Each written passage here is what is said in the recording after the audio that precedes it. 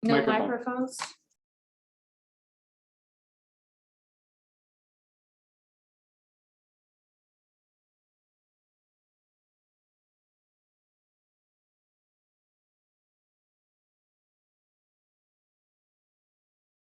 Only out of a speaker. This is the main microphone for all of us. So these mics do not work. Okay.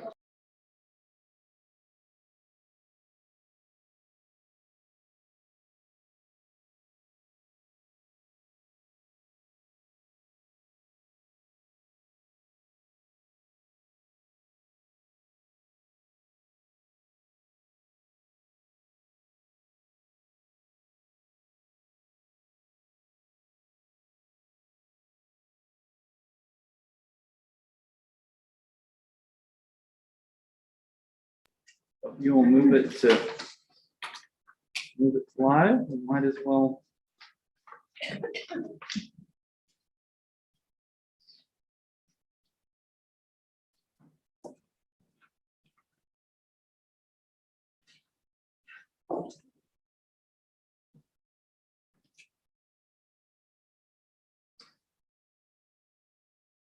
So we good to go? All right. My name is Dave Wagers. Good evening and welcome to the Boise School District Board of Trustees February meeting. We apologize for the late start.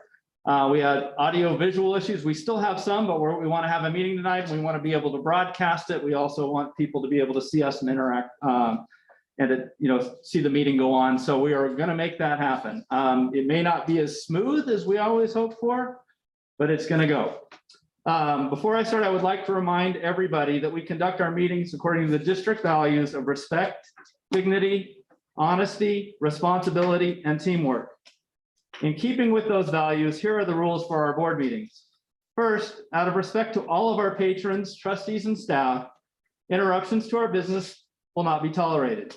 Any person who tries to disrupt this meeting will be given one warning. If there is a second disruption, that person or persons will be asked to leave. The meeting will not continue until the person or persons has left the room. Second, our district is currently mandating the mask be worn in our buildings. Please wear a mask during your time in our buildings. Similar to disruptions, you will be given one warning to replace your mask. If there is a second incident, that person or persons will be asked to leave. The meeting will not continue until the person or persons has left the room. Third, if you have input you would like to share with the board, please submit it in email. Our email addresses can be found on the district website. I assure you that every member of the board reads the emails we receive. Thank you for supporting these board meeting rules. So with that, we will go ahead and proceed to the Pledge of Allegiance. And I think we do have Hawthorne Elementary. We're going to have a little bit of a lag in between things because of our difficulties, but we will do it. So Hawthorne Elementary, third grade class.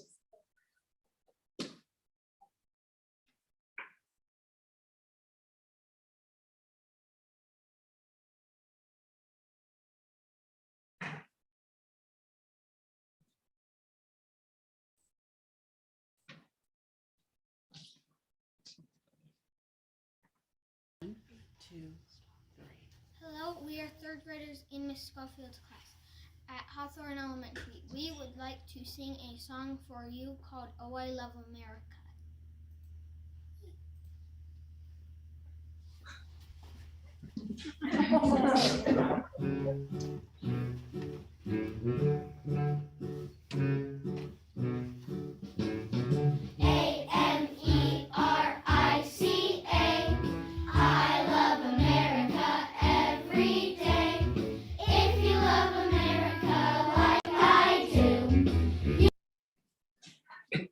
We'll try again. There we go. Hello, we are third graders in Miss Schofield's class at Hawthorne Elementary. We would like to sing a song for you called Oh, I Love America.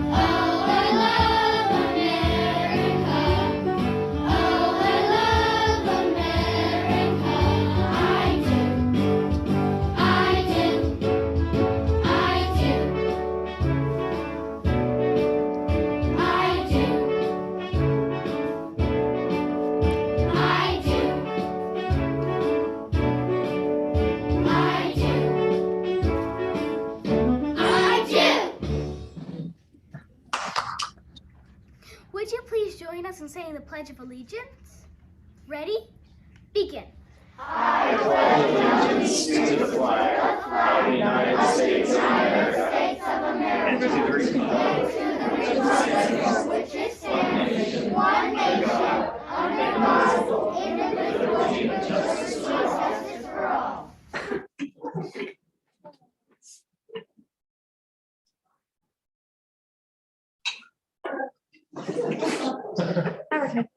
But that is a great way to start the meeting. I love to hear the kids singing and talking about America. It's a good spot we live in. With that, we'll go ahead and move on to the Red and Gold Apple Award video presentation. So go ahead and proceed with those as you guys are ready.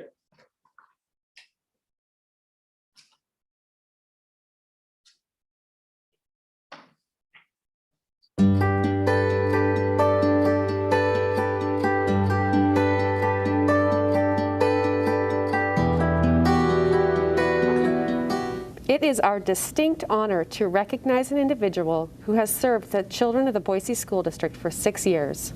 This person is a fierce advocate for students with special needs. This person has a heart of gold. She sees students for who they are and for what they can do and not for what they cannot do.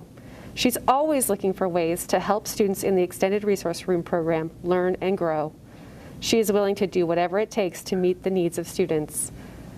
This person's team approach to supporting students is another one of her great strengths. She will do whatever is required so that students' needs are met. She is always on the lookout for new and creative ways and ideas to go above and beyond to make sure all students are finding success.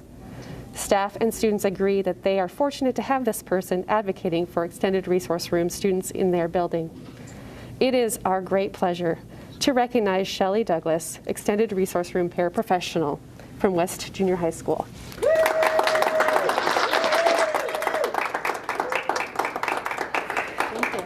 Shelley, we present you the Golden Apple Award for February 14th, 2022 for outstanding service to education and for educating today for a better tomorrow. Thank you. I'm so grateful for this award. It's unexpected and really exciting for me. I really love what I do here at West Junior High, and the kids are the reason I'm here. They really excite me every day, and it really makes me happy to see them smile and succeed. I want to thank my administration, my team, the general ed teachers that I work with, and also my family. I know the last couple years has been kind of difficult for everybody, but we kind of pull together and support one another, and I want to thank you.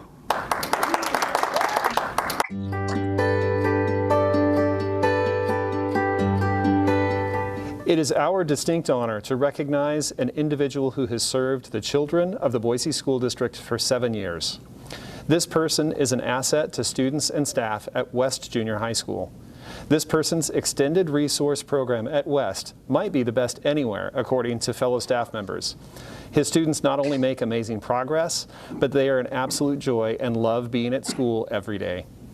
Parents consistently ask if this teacher can move on to Bora High School with their student because of the success their child is having in the program and at school in general.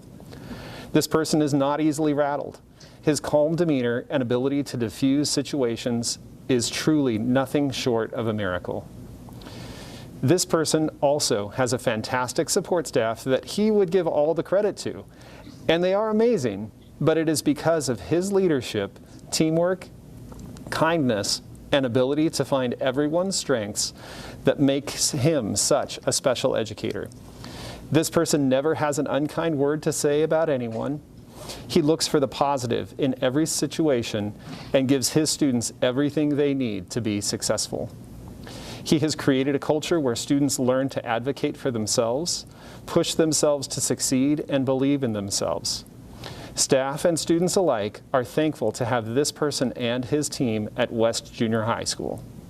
It is our pleasure to recognize Perry Johnson, Extended Resource Room teacher at West Junior High, with the Red Apple Award for February 14th, 2022, for outstanding service to education and for educating today for a better tomorrow.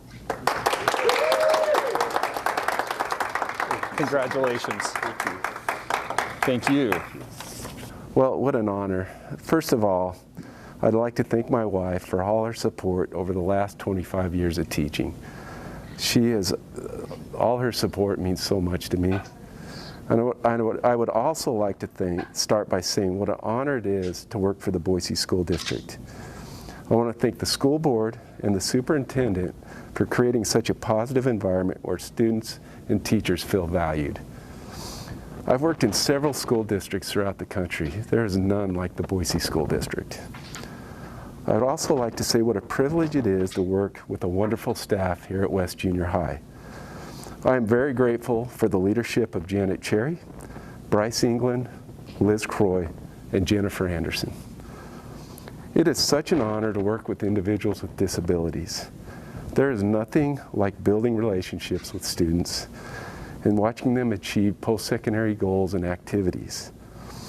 I am grateful for the Boise School District for providing so many opportunities for these students and for their future. It is so important for their job readiness and their independent living.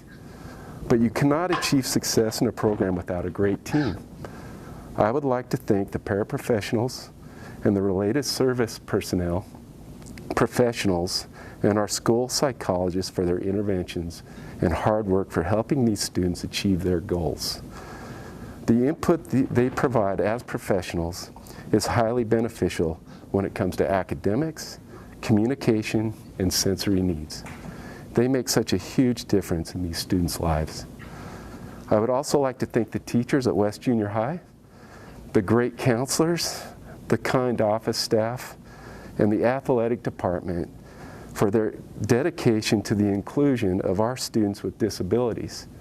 What a pleasure it is to work with a staff that creates an environment for learning and implementing activities that develop positive behavioral supports and social interaction and modeling.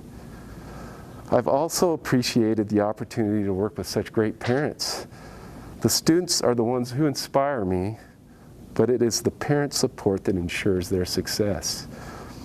And I'd just like to finish on a personal note, how thankful my wife and I are that my two daughters get to attend and have the opportunity to attend the Boise School District. We are grateful for their positive experiences and the great teachers that have helped them. Their future looks so much brighter. Thank you very much.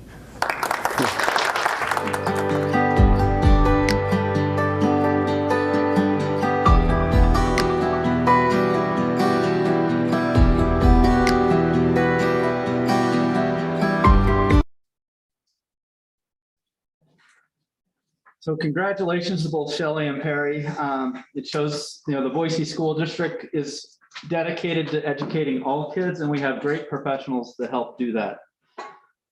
With that, we're going to go ahead and move on to the ASB reports. I believe we're going to start with Frank Church, we hope.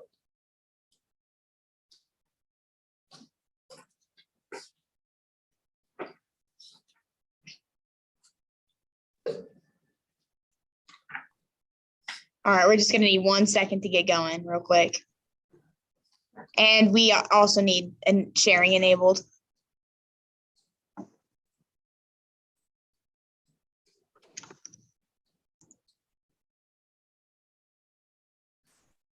Yes.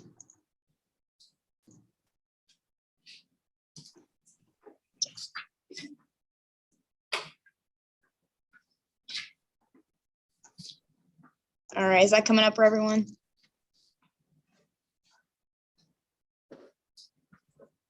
All right. Can you hear me? Yes. Okay. Good evening, President Wagers and respected trustees of the Boise School Board, Superintendent Dennis, Deputy Superintendent Roberts, directors, and district administrators. My name's Oliver Wright, and this is my third year attending Frank Church. I'm graduating at the end of the 2022 school year. We want to start by congratulating all the students that made the honor roll. We had 76 students who earned a GPA of 3.0 or higher for quarter 2. These students were treated to a gift bag filled with Frank Church swag and also a very helpful Dutch Bros gift card delivered by our wonderful vice principals during our Pathways period, hopefully encouraging their fellow classmates and creating a fun way to celebrate their hard work and dedication to their education. Our new late start has increased the number of students being at school. Our daily attendance is over 80%. We hold an annual holiday dinner on December 16th, dressed in their best white button-ups or possibly their nicest hairnet. Our administration, teachers, and support staff, even some of you, served us our special holiday meal.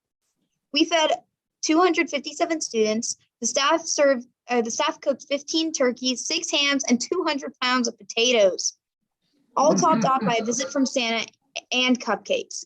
None of this would have been possible without the hard work of Angela Hagens. We want to thank all of you for helping make it happen. Did you know that one blood donation can save up to 3 lives? On January 24th, National Honor Society and FCCLA hosted the Red Cross Blood Drive. We collected 47 units of blood and saved up to 141 lives. A massive thank you to Krispy Kreme Donuts, who donated a dozen donuts for every unit donated. It made saving lives even sweeter.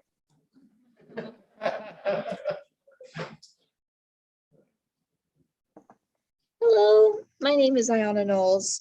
This is my 3rd year attending Frank Church High School, and I'm going to be graduating at the end of the 22 school year. February is Financial Aid Awareness Month, and on the 9th, we held a FAFSA completion event. We had 9 students and 5 parents come in to complete the application, 4 of whom fully qualified for the Pell Grant, which means over $6,000 of money to help people through college, and setting these students up for future success and education on in life. Also in February, we held Teen Retail. The Assistants League of Boise generously gave 60 Frank Church students the opportunity to take themselves shopping. Watch the video the students made about their experience.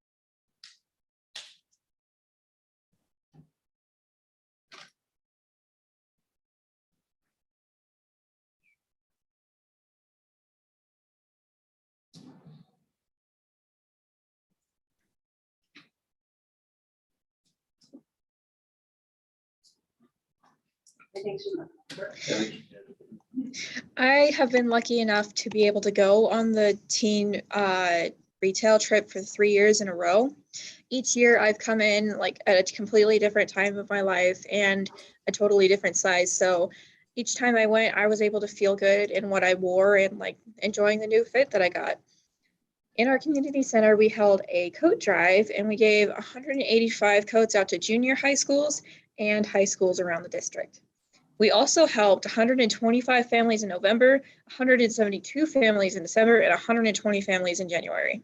Some upcoming events we got here at Frank Church. We are still working on our details for spring prom. Hopefully we can get that to work out. And our 2022 graduation ceremony is Thursday, May 19th, Thursday, May 19th, held at Frank Church High School. Thank you for your time and attention. Do you have any questions?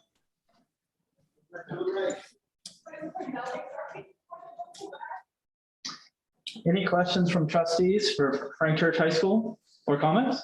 Trustee Oppenheimer? I would love to. I don't know if you can hear me, but thank you for your presentation. It was great. I just love so much hearing about how you're supporting the culture within your school and supporting your students, and also supporting folks outside of your school. The blood drive, oh my gosh, couldn't come at a better time. It is so needed right now. So thank you for doing that.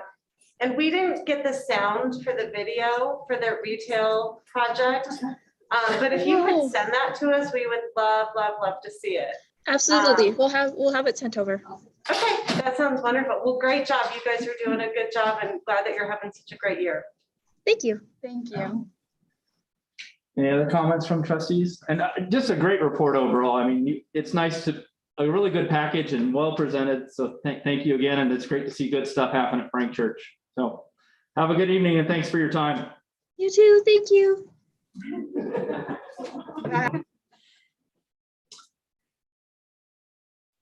And with that, we will go ahead and move on to Timberline High School. President Wagers, excuse the interruption, but if they have a video that has sound, we're not going to be able to get it to pipe through. So we might just want to let them know that before they. Okay, great. Thank you.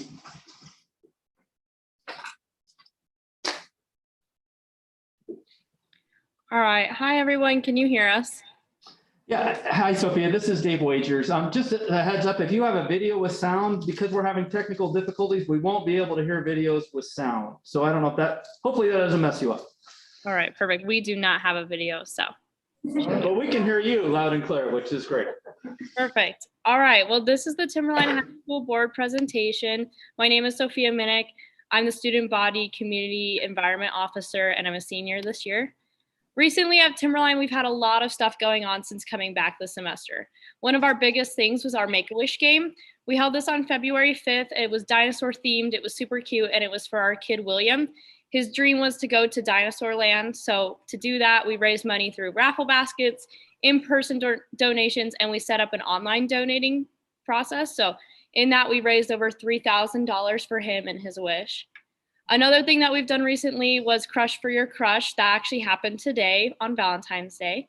We sold Crush soda for $2, and you got to fill out a little heart and send it to somebody. So we did it just advertising as friends and sending love and kindness. And all the proceeds of that are going to the Women and Children's Alliance. And it was kind of fun just today to spread that community and share those Crush sodas. Another program that we've started setting up this semester was our after-school tutoring. So Monday and Wednesdays after school until 4:30 and Saturdays at 10:30 a.m.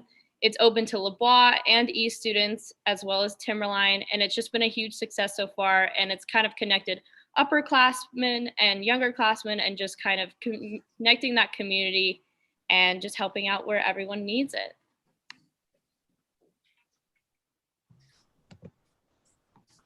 Hi, my name is Surbi Kashikar. So just following what Sophia said, Timberline has been doing pretty well in sports recently. Our cheer and dance teams went to state. Our dance team got 4th overall. Our girls basketball is headed to state at the end of this week, and boys basketball is headed to districts. Our girls wrestling team is also headed to districts next Thursday, and our choir and drama departments are putting on a dinner show throughout this week. As for clubs, DECA has a competition coming up, and 2 of our highest participation clubs, Tree Club and Key Club, have been doing pretty great in their individual activities. Tree Club is bringing awareness to our Timberline Wolfpack situation. So they have a post that Leonardo DiCaprio actually posted on his Instagram, bringing awareness to that. They have lesson plans filled out for our feeder schools that some of our younger students are going to be learning about the wolf situation, and so that they're aware about Tree Club as they come into Timberline. And they're also working on their documentary that we talked about in last meeting that will be coming out in 2023, also about that topic. Key Club has been working with Mothers Against Drunk Driving and Meals on Wheels, just bringing awareness and making fun little activities for Key Club members and students at school so that they can learn about those things. They also have a kids tutoring program where we go next door to our elementary school, White Pine, and we tutor kids for about an hour. And it's a really good way to get them the help they need and also have them engage with older students. Our club department has been doing pretty well. We have new clubs starting up all the time, and people are able to voice their opinions and show their interests, and students are able to engage in these different communities and meet new people. So it's a really great way to do that. So upcoming at Timberline, we also have a lot going on this semester. Next week is our Sweethearts Dance and Spirit Week. So in our absence of what we usually do, a December dance, we're doing kind of our winter formal as a Sweethearts Dance this year. So Student Council is working really hard to plan that and put that together and create a sense of community for Timberline and kind of bring back that fun dance spirit.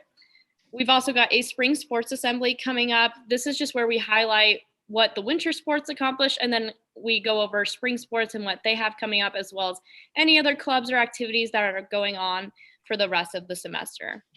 Kindness Week is a week that we always do at Timberline right before spring break. It's put on by Wolf Connection, which is another leadership class in our school, as well as Student Council, and we work to celebrate students, teachers, and just overall kindness. So Student Council works on just an aspect of highlighting everyone. So we give free coffee to teachers and free ice cream to students to kind of say thank you. And then Wolf Connection does all of the Spirit Week and kindness themed days and activities. And so they put together a really great show and make sure that everyone feels included. We've also just got some smaller stuff coming up, intramurals, blood drive. And then at the end of April, we've got our academic assembly, in which we highlight seniors and all of their accomplishments, as well as we have prom and a Spirit Week coming up in April. Last but not least, we want to make sure that all students are feeling included in our Timberline community. So to work on that and improve ourselves, every year we're trying to improve our royalty election system for dances and make sure that every gender identity is included, and making sure that we can have a more systematic voting system that way. So that's something we're working on. As for clubs, our Asian American Pacific Islander Club has celebrated Chinese New Year by passing out these red envelopes to all the students in the school and just kind of educated everybody about that. And so it was a really exciting experience for everybody at school, and it was a way for people to share their heritage. We also have posters up for all of their holidays that are relating to that club. So yeah. And that's all we have on behalf of Timberline. Are there any questions? Great. Any questions or comments from trustees? Trustee Oppenheimer. Thank you so much for your report. I think one of the biggest things that I took away from your report, and I think we all did, is really having those opportunities to learn outside of the classroom. And we always say how important it is, not only learning in the classroom, but with your clubs and your sports and your activities that you're doing. There's so much that's happening that you all are learning from, and also supporting one another. I love the Make-A-Wish. I feel like I saw that on social media or something, and how you supported William, which was fantastic. And then also the support that you are doing for the Women and Children's Alliance. So thank you for being so community driven, and also providing all those opportunities for all the students to learn inside and outside the classroom. It was great. Loved it. Any other questions or comments from trustees?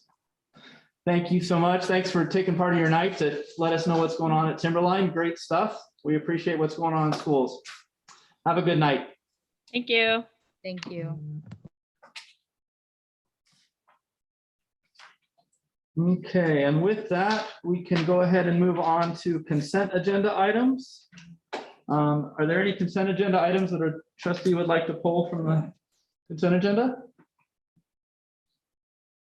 Seeing none, I would entertain a motion. Trustee Gregory.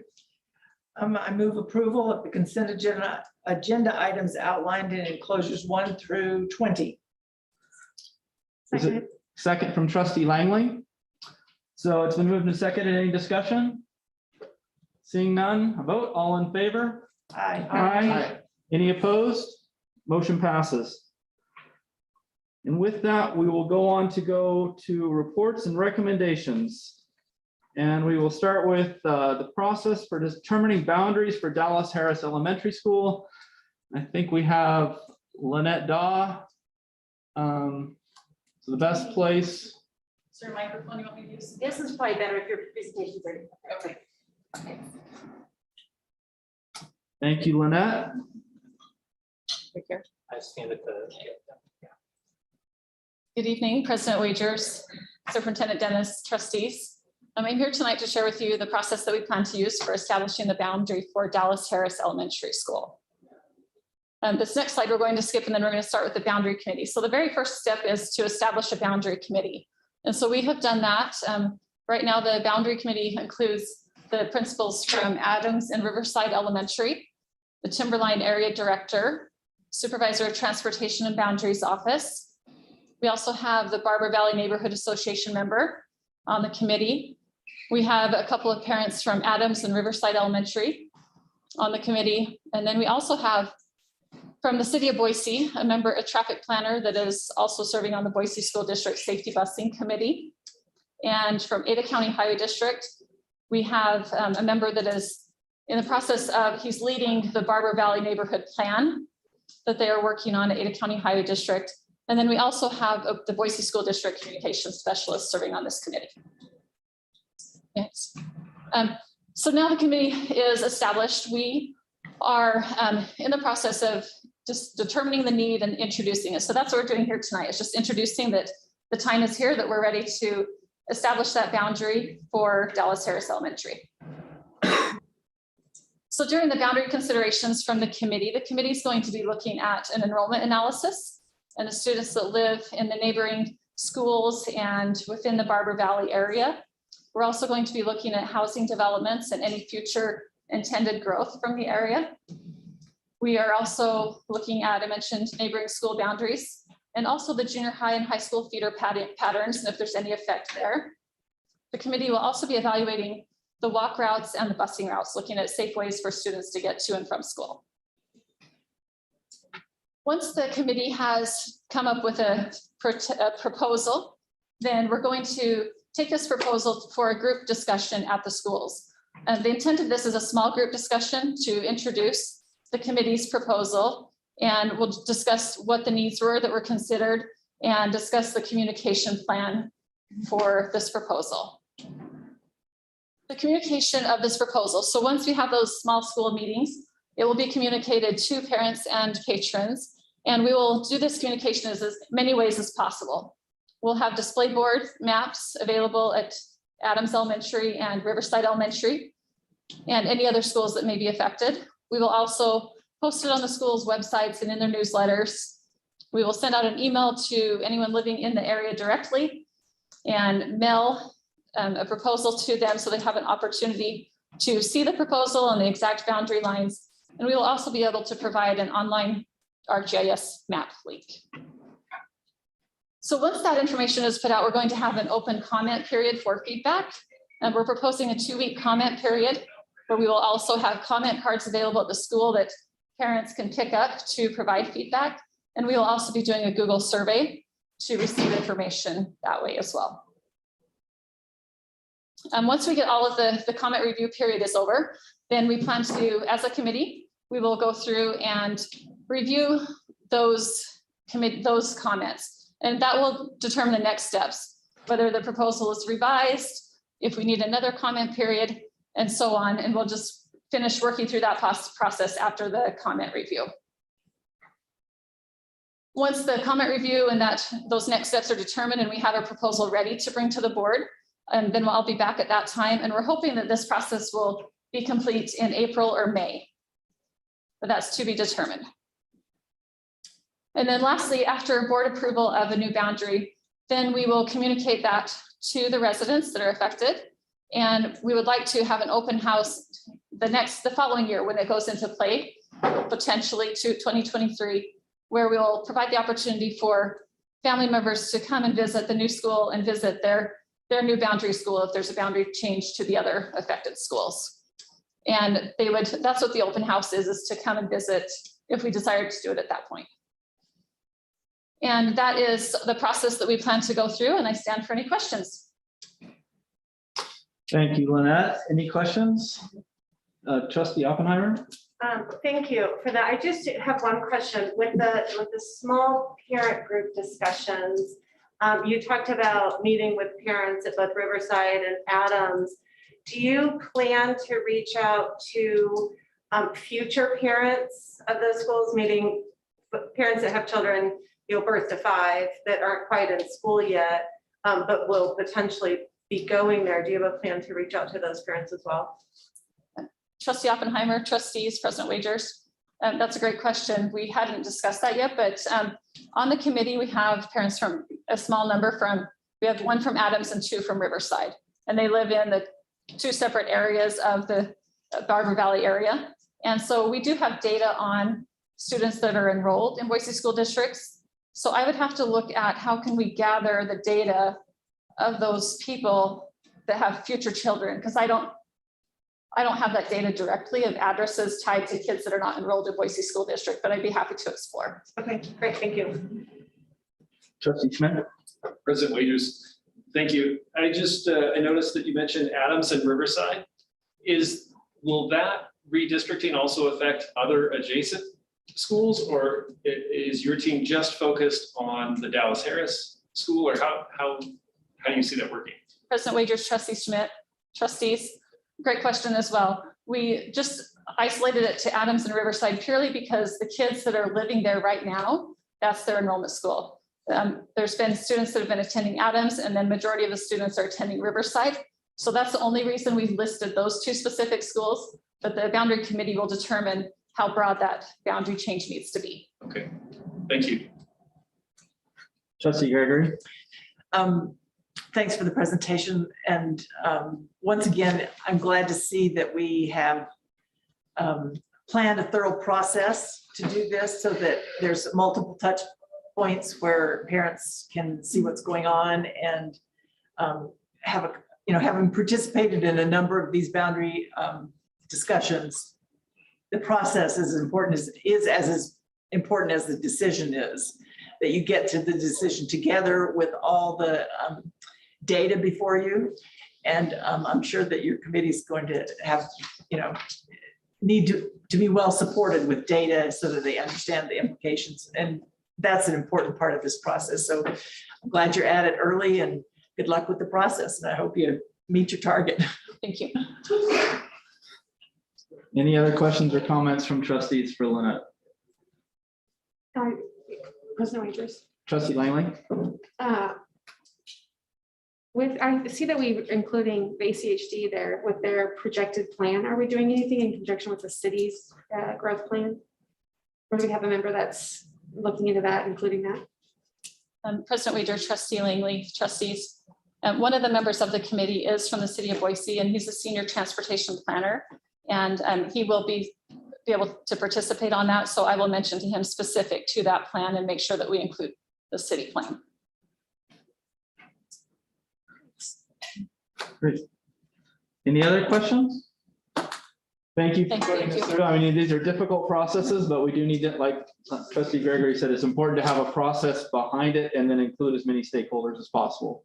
So thanks for your work, Lynette. With that, we will move on to F2, which is presentation of proposed update health and safety plan.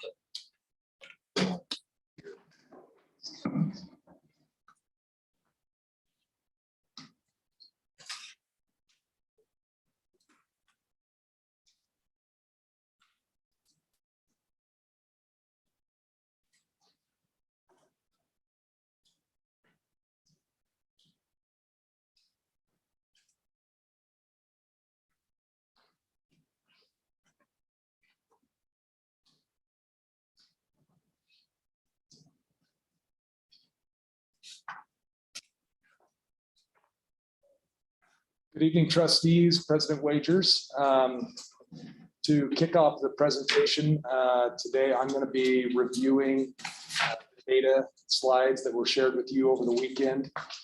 And I'll go ahead and advance.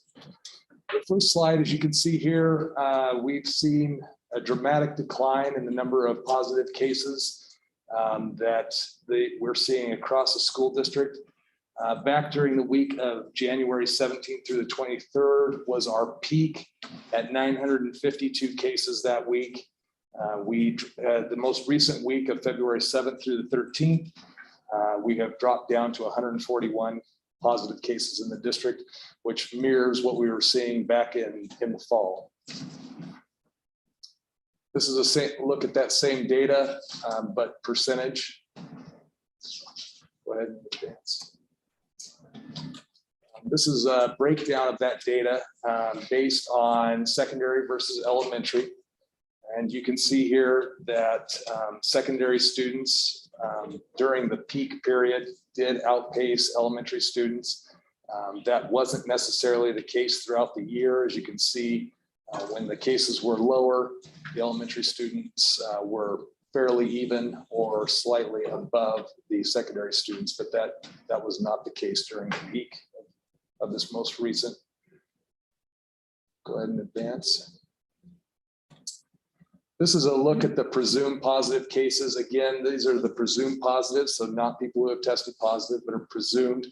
The data mirrors what we see with the positives, with the peak spike being the week of the 17th through the 23rd, and that's continued to decline as we move into last week. This is a breakdown and a look at the number of cases in the district that are associated with or participating in athletics. As you can see, it mirrors what we see with the spike. The 60 cases that we had during that week is high, but the percentage, when you look at the next slide, the percentage is very similar to what we saw in the overall percentage of the student population. So go ahead and advance that, Will. So it very much mirrored the spike that we had as a district. Next slide. These are the total number of quarantines, elementary versus secondary. You can see that we've had a pretty dramatic decline in our quarantines. And one of the factors, as was previously communicated, is we have modified how we are recording and counting our quarantines this second semester. That change and that shift is based off of the guidance from CDC and Central District Health and how we should be counting those quarantines, and a couple factors. One is in the first semester, we were counting those individuals who tested positive as a quarantine, as well as those individuals who had been exposed as quarantines. In essence, we were double counting because we were counting them in the positive columns in that data that I shared with you. We were also counting them in the quarantines.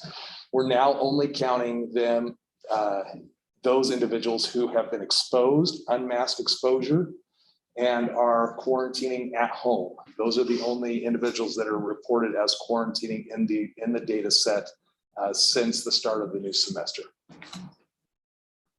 Go ahead and advance, Will.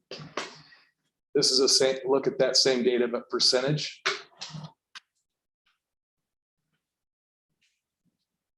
And this is a breakdown of that data, students versus staff.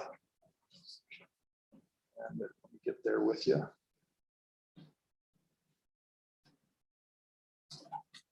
As you can see, the student data as far as quarantines outpacing the staff data, which is good to see. That's an important factor when we look at our operational capacity, is the number of staff members that are out. And when we were struggling last year, when we were remote, one of the problems is operational capacity. And so the number of staff having to quarantine due to exposure is something that's important that we look at. Go ahead, Will.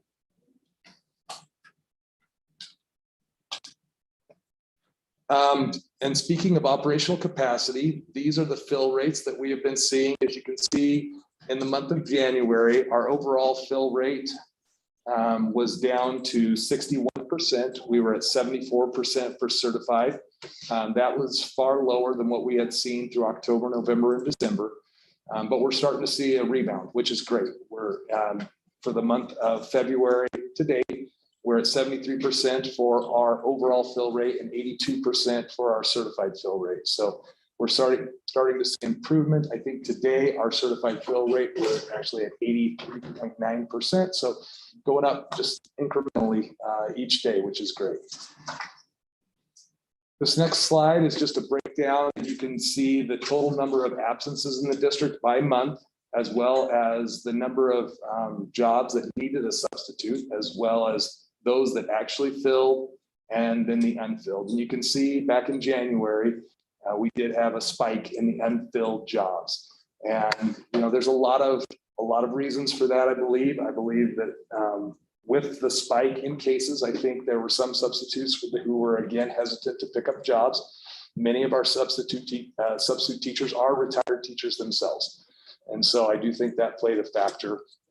The job market is another factor that I think we're all dealing with in employment.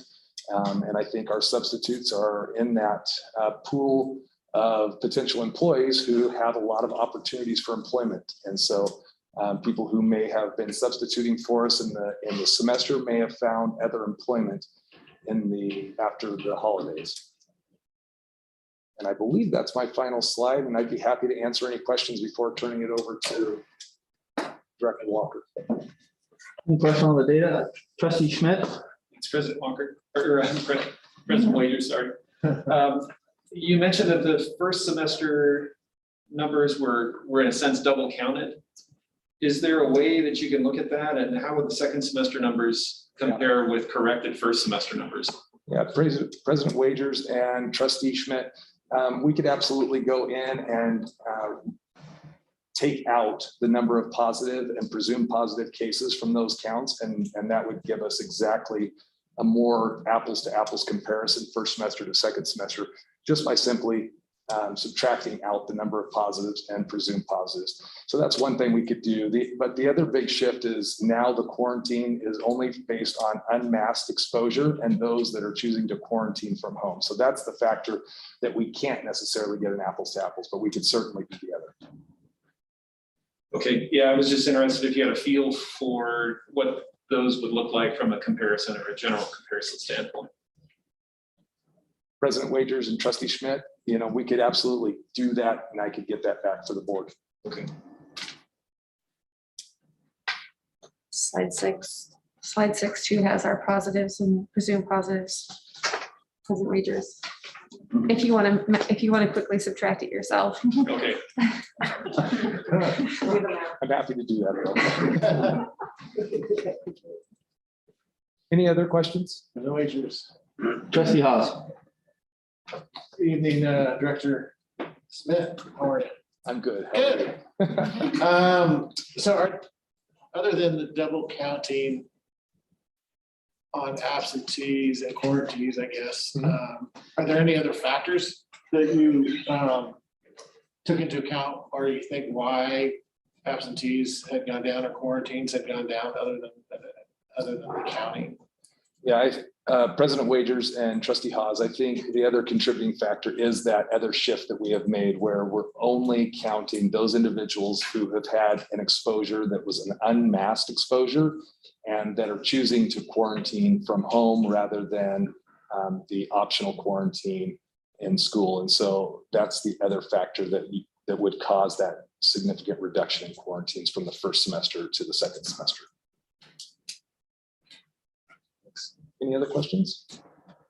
Okay. Anything else on the data presented by Nick? Thank you. All right. Thank you, Nick. Next, Director Walker. All right. Good evening, President Wagers and trustees. Before we get into the presentation, I just want to take a few moments to bring everyone up to speed on the work that's been done over the past month that got us to tonight with the presentation that you have in front of you. As we mentioned last month, we were putting together an endemic planning committee. That committee was made up of parents, students from each quadrant. Parents, we had 3 parents. One was from the Boise High quadrant, one from the Timberline quadrant, and one from the Bora quadrant. And then we had a student from each of the 4 traditional high schools. that participated on the committee with us. Additionally, we had BEA President Stephanie Myers, and then two other individuals from their exec council. We had multiple nurses that participated in the process, multiple building administrators, and then all the area directors participated in this committee. And what I would tell you, the work was amazing. We ended up meeting all together. I think we met over 6 times, and 3 of those were as a whole group. And then we also had individual subcommittee meetings, and just the work that was done by this group was just unbelievable in a short amount of time. And we want to thank everyone that participated in that. Any questions related to the group that we put together? Trustee Schmidt? Would you say that you had diverse views represented, or do you think it was pretty unified group on those different committees? Yeah, President Wagers, Trustee Schmidt, I would definitely say we had diverse views. Not everyone was in agreement on everything, and we definitely had both sides. I mean, you can take the example, when it comes to masking, there were different viewpoints represented on that. When we talked about things like contact tracing, quarantining, there were different views represented in the work that was done. Thank you. All right, and then after the work of that committee was completed, prior to sending it out to the public, we also vetted it through our principals, through a group of health service professionals in our district. We also ran it by the medical professionals that we work with, and also with the board through board committees. One of the things that came up in that I thought was interesting was, and we ended up making a change before we sent out publicly. Originally, we were calling it an endemic plan. And I think what we determined was that was kind of a loaded word and had a lot of stuff that came with that. And we felt like using the words language of Boise School District Health and Safety Plan fit more appropriately with what we were trying to accomplish and put together for us to move forward. So that's something that changed since December, January. Any questions about that? President Wagers. Trustee Langley? You say there's a lot loaded with the word endemic, and I think I understand what you're saying, but can you expound? President Wagers, Trustee Langley, who gets to declare it's an endemic? Who gets to declare what an endemic plan looks like? You're getting into a national, worldwide conversation that we felt it's more appropriate to look at it from a district level. And that's why we came back to Boise School District Health and Safety. Great, thank you. Yep. All right, with that, we will begin the presentation. Next slide. So just an introduction, our updated health and safety plan provides a safe, high quality educational experience while remaining respectful to national and local health guidance related to infectious disease. 2 things to point out here: remain respectful to national and local health guidance. Our thought in that means we get the input. It doesn't always mean that we do what they maybe would like to see us do, but we are respectful in getting their input and considering that in the overall challenge that we have. Second thing or actually, if you can go back.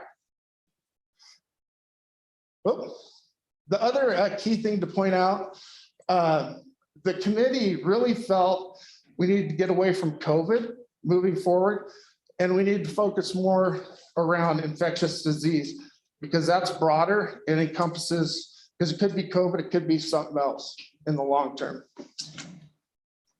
Next slide. So why revise the health and safety plan?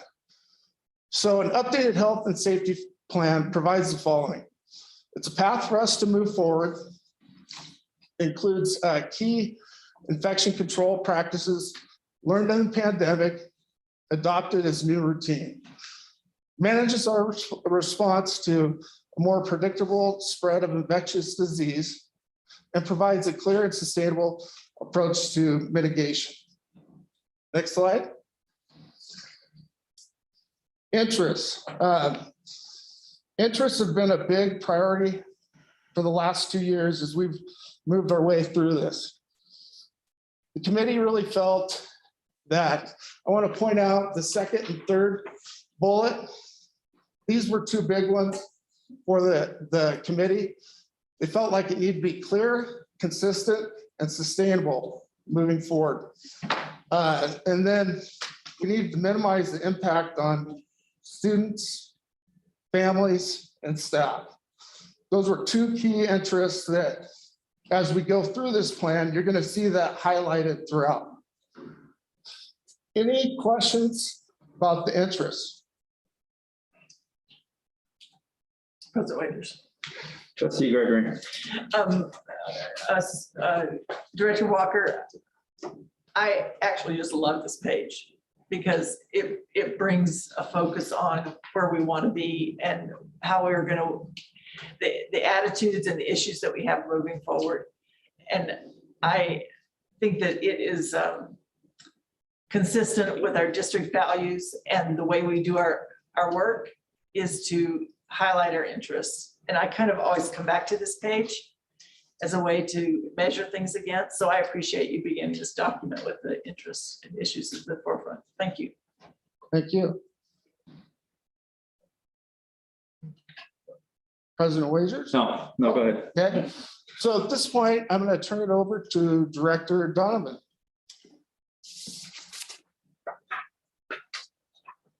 Okay, so I'm going to go into the key mitigation strategies.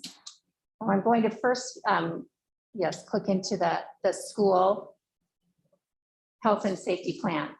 So if you remember with the pandemic plan, we detailed out every aspect of a school operation.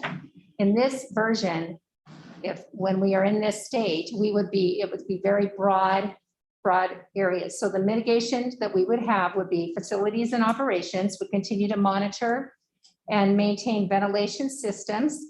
Custodial staff will continue recommended surface disinfection procedures. Again, thinking this is for any kind of infectious disease or any kind of medical situation like that. The next one we would follow would be follow the district procedure and protocols for when someone becomes sick. And we'll have Tamara Fredrickson will go through that in detail in a next slide here.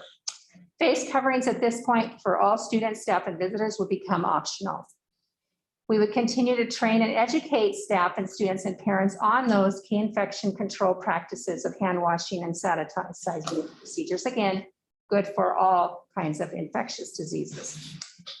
The school operation part that will continue, one thing that we have found successful in the implementation of the pandemic was that every teacher would continue to have a digital learning platform, Google Classroom for grades 3 through 6, and Seesaw in grades K through 2. That has been a benefit moving to that one-to-one device for anything. Now it's better communication for our families and better communication for our teachers with our students. This also helps if we do have students sick for any reason, short-term or long-term, they can jump into the Google Classroom and continue their education. We'll return back to pre-pandemic visitor protocols, school activities, field trips, dances, all of those things, and continue to educate families of the protocols for the illness procedure. Again, we're going to go into great detail in that in a few slides here. One thing that this next part on accommodations, this was something we had before the pandemic, before COVID. We had many students who, for whatever reason, maybe going through cancer treatment or different things where they could not attend school or they needed accommodations. Schools have tools. The 504 accommodation process is one tool that we can put in accommodations to help students. But we now also have Boise Online School for those families that if there is a longer term illness or a longer term reason that they cannot attend school, and they need more than just Google Classroom, they can jump into the Boise Online School and continue their education.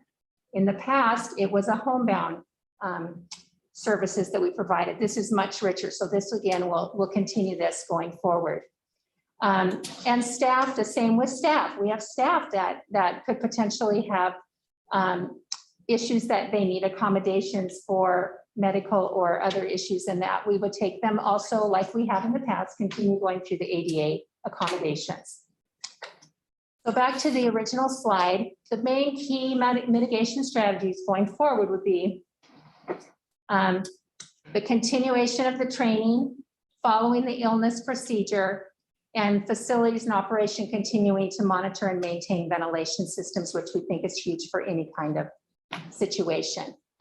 Any questions on any of the key mitigation or the slide speaking about our school plans in general? Trustee Oz. Good evening, Director Donovan. Could you remind me what the pre-pandemic visitor protocols are? So that would be just like allowing visitors in the school. They set up, teachers set up schedules for parent volunteers, people coming in to just visit the school, all those sorts of just opening up our schools in general.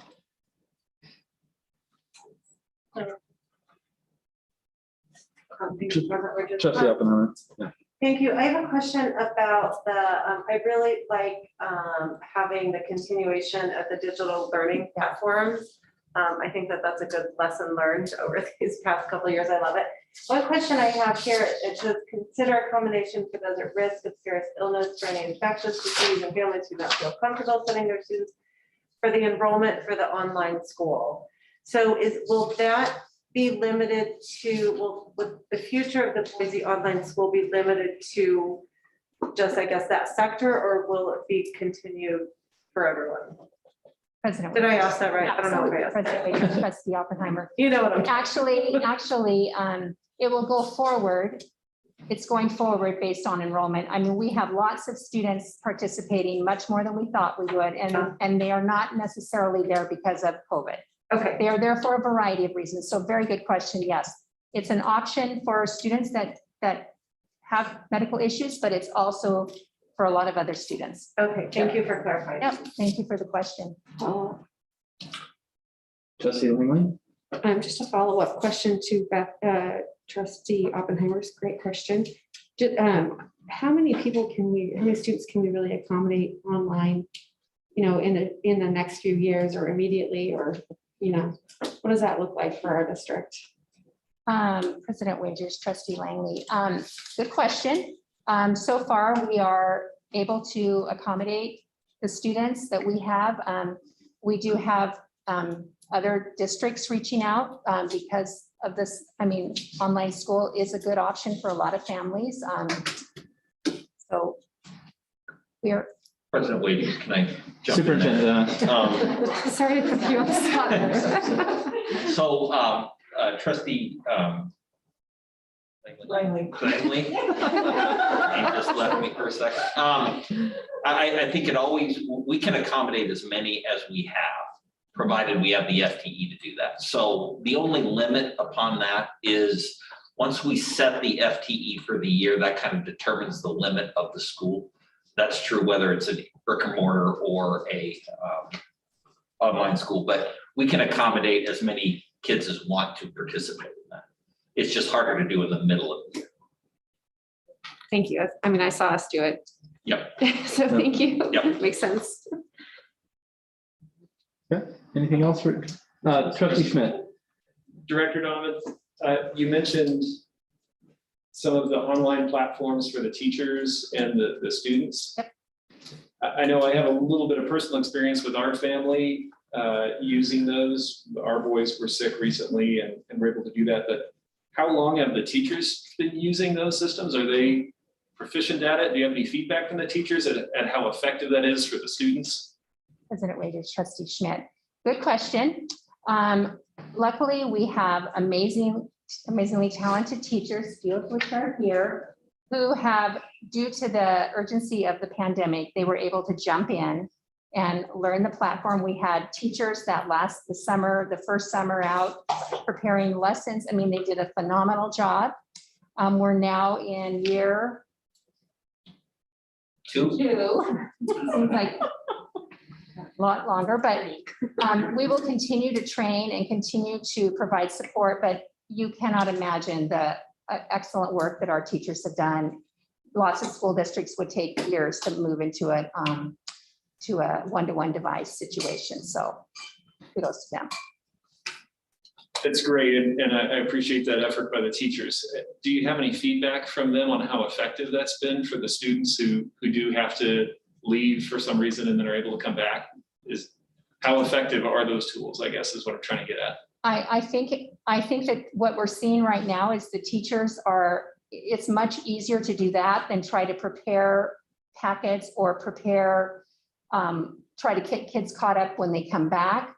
I think it's been helpful this year. It's smoother than even last year was. Of course, they continue to want to do more for students, which is amazing, but it's a work in progress. President Wagers, can I also jump in? Sure. Trustee Smith, I think your question is a good one, and I think that what we probably need to do at the end of this year, since this will be the second year, you don't want to change a platform in the middle of the year. So I think we do need to go back to the teachers and get a little bit more insight into how they're viewing it going, and if there is another platform we could be looking at, we can have that discussion. But I think at this stage of the game, I think one of the reasons that Director Donovan is kind of hesitating is we don't want to send a message to our teachers, we're going to change it in the middle of the year. We may need to take a look at it at the end of the year. Okay, fair enough. Trustee Gregory. Thank you, President Wagers. Director Donovan, I'm looking at the part that says maintain and monitor ventilation systems, et cetera. And I just have to salute the custodial staff and our facilities staff. You know, I think that they've gotten to know this aspect of our buildings better than ever before. It's kind of like if you build a building and you kind of make an assumption that you have that it was built well, et cetera, and so forth. And then all of a sudden you have to look at something specific. And I know that we've been able to put pandemic resources toward buildings, and have been able to go out and assess buildings one by one to see what the situation is. And I also have to say that I'm just so glad that we've moved ahead in the past 12x years on bond projects that have made this much, much easier. Because we've been able to retire really old schools that would not have met the standards that we have today, which has allowed us to direct resources toward other buildings that needed to happen. So I assume that work is kind of ongoing, but we have done a lot already, right? Trustee, you're absolutely right. Your comments were greatly appreciated. We have done a lot, and the resources from the financial resources have been great to get some of those up to speed.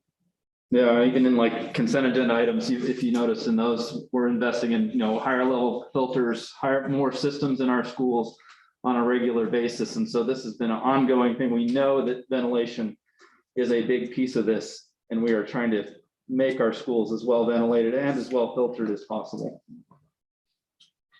Anything else for Director Donovan?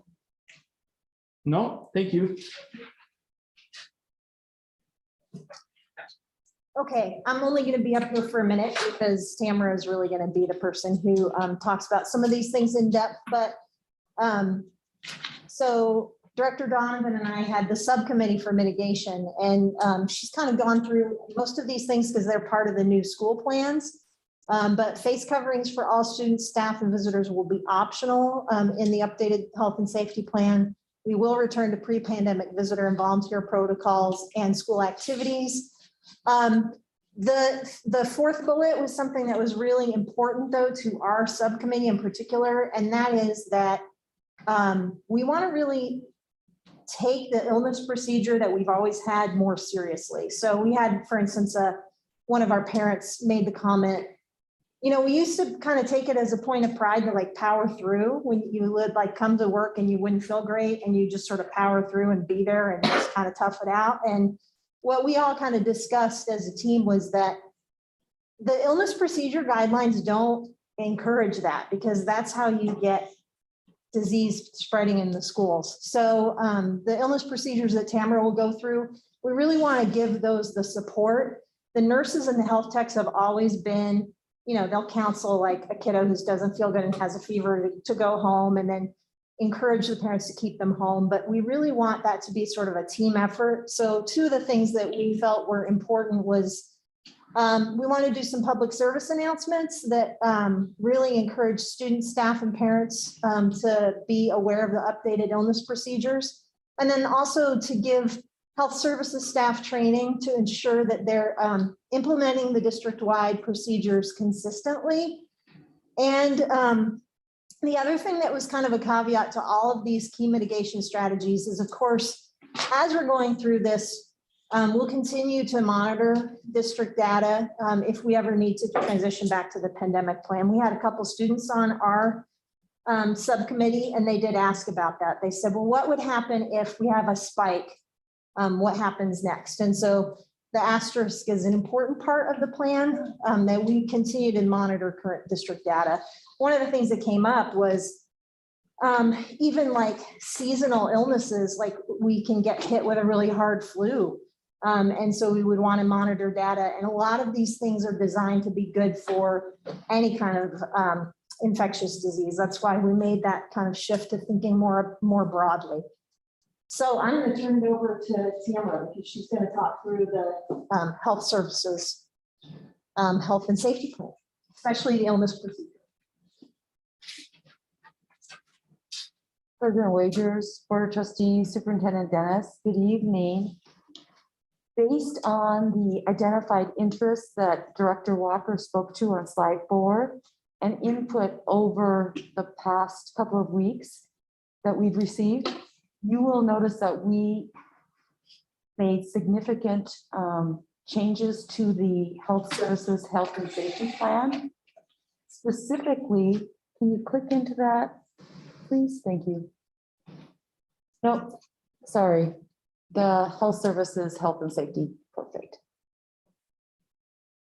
Specifically, you will notice that we eliminated the COVID testing procedure and the isolation, quarantine, and contact tracing procedure.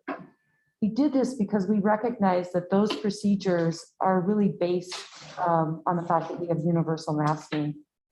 And without universal masking, we don't see contact tracing being feasible, especially with our current community transmission rates, as well as our current manpower that we have in schools. What we did do, though, is really focus on the Boise School District illness procedure because we feel like this is going to be key in our operations. You'll notice that the procedure has the same format that it's always had, but we simplified it as we revised it and tried to make it a lot so it's more understandable and user-friendly for our families and our employees. It's based on symptoms, as you can see there, and we took into account that the individual's health baseline, the health conditions they may already have. So you'll note in specifics that we're asking individuals to stay home from school or work if they're not feeling well, based on if they have a new or unusual symptom for them, different from what they might have already based on their current health status. And then at the bottom of the document, as you scroll down, there are guidelines for when an individual can return to school or work. And again, these are very similar to our pre-pandemic levels. Any questions about the illness procedure? President Wagers. Trustee Haas. So you mentioned that this updated health and safety plan for health services, that contact tracing would be eliminated based on the fact of that there's universal masking, but if this new updated plan goes into effect, masking will be optional. So would you then put back into place contact tracing? President Wagers, Trustee Haas, good question and good clarification. So we continue to contact trace now when anybody is unmasked in the school setting. But with going to optional masking and potentially a majority of individuals being unmasked in the school setting, and our current community transmission levels, we are concerned that contact tracing would not be feasible in that sort of setting. And so that's why they weren't included in this health and safety plan, but we do continue to use those procedures now as a part of our pandemic plan. Make sense? Any follow-up? Follow-up.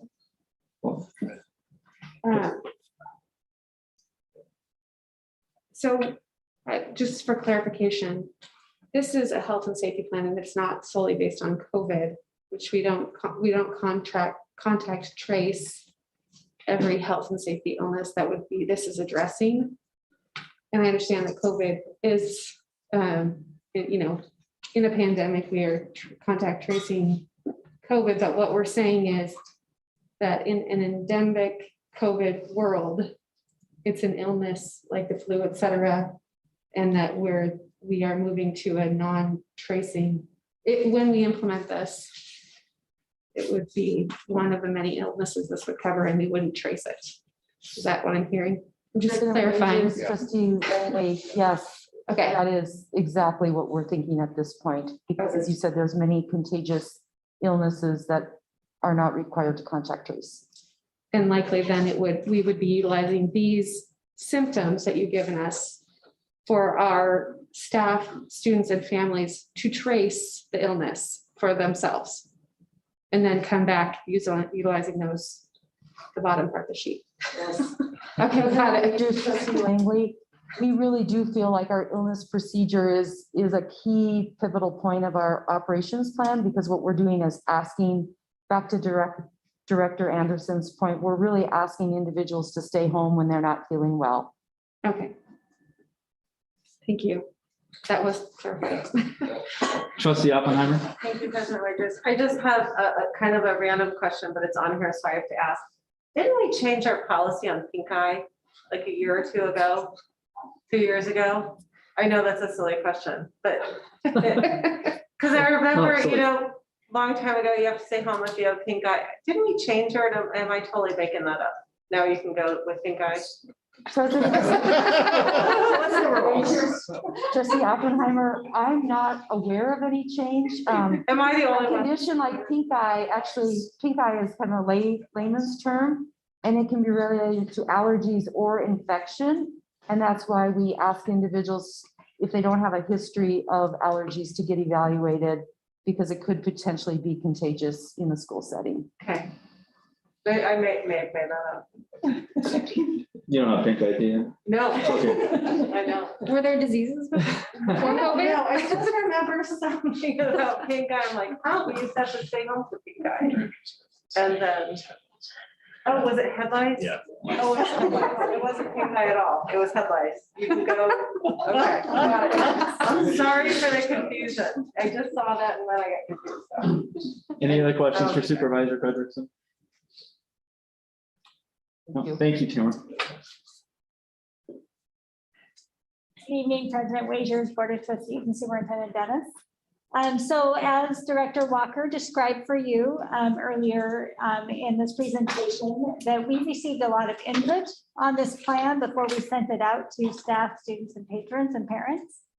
The main group that helped us was the Endemic Planning Committee, which Director Walker described the makeup of that committee earlier. We also worked on it as a DSC cabinet, and we let our principals view it prior to it going out. And Administrator Frederickson showed it to some of her nurses, some representations of the nurses, and we shared it with our local health professionals. After we got input from all of those groups, we then have the plan that we sent out to staff, students, parents, and patrons, and we asked for their feedback. So if you could link into that feedback link, please. And go to the next slide, please. Thank you. So we had 9,397 responses to our feedback form. We embedded a video description of the plan, and we had about a third of the people watch the video. We also had the plan linked into the feedback form.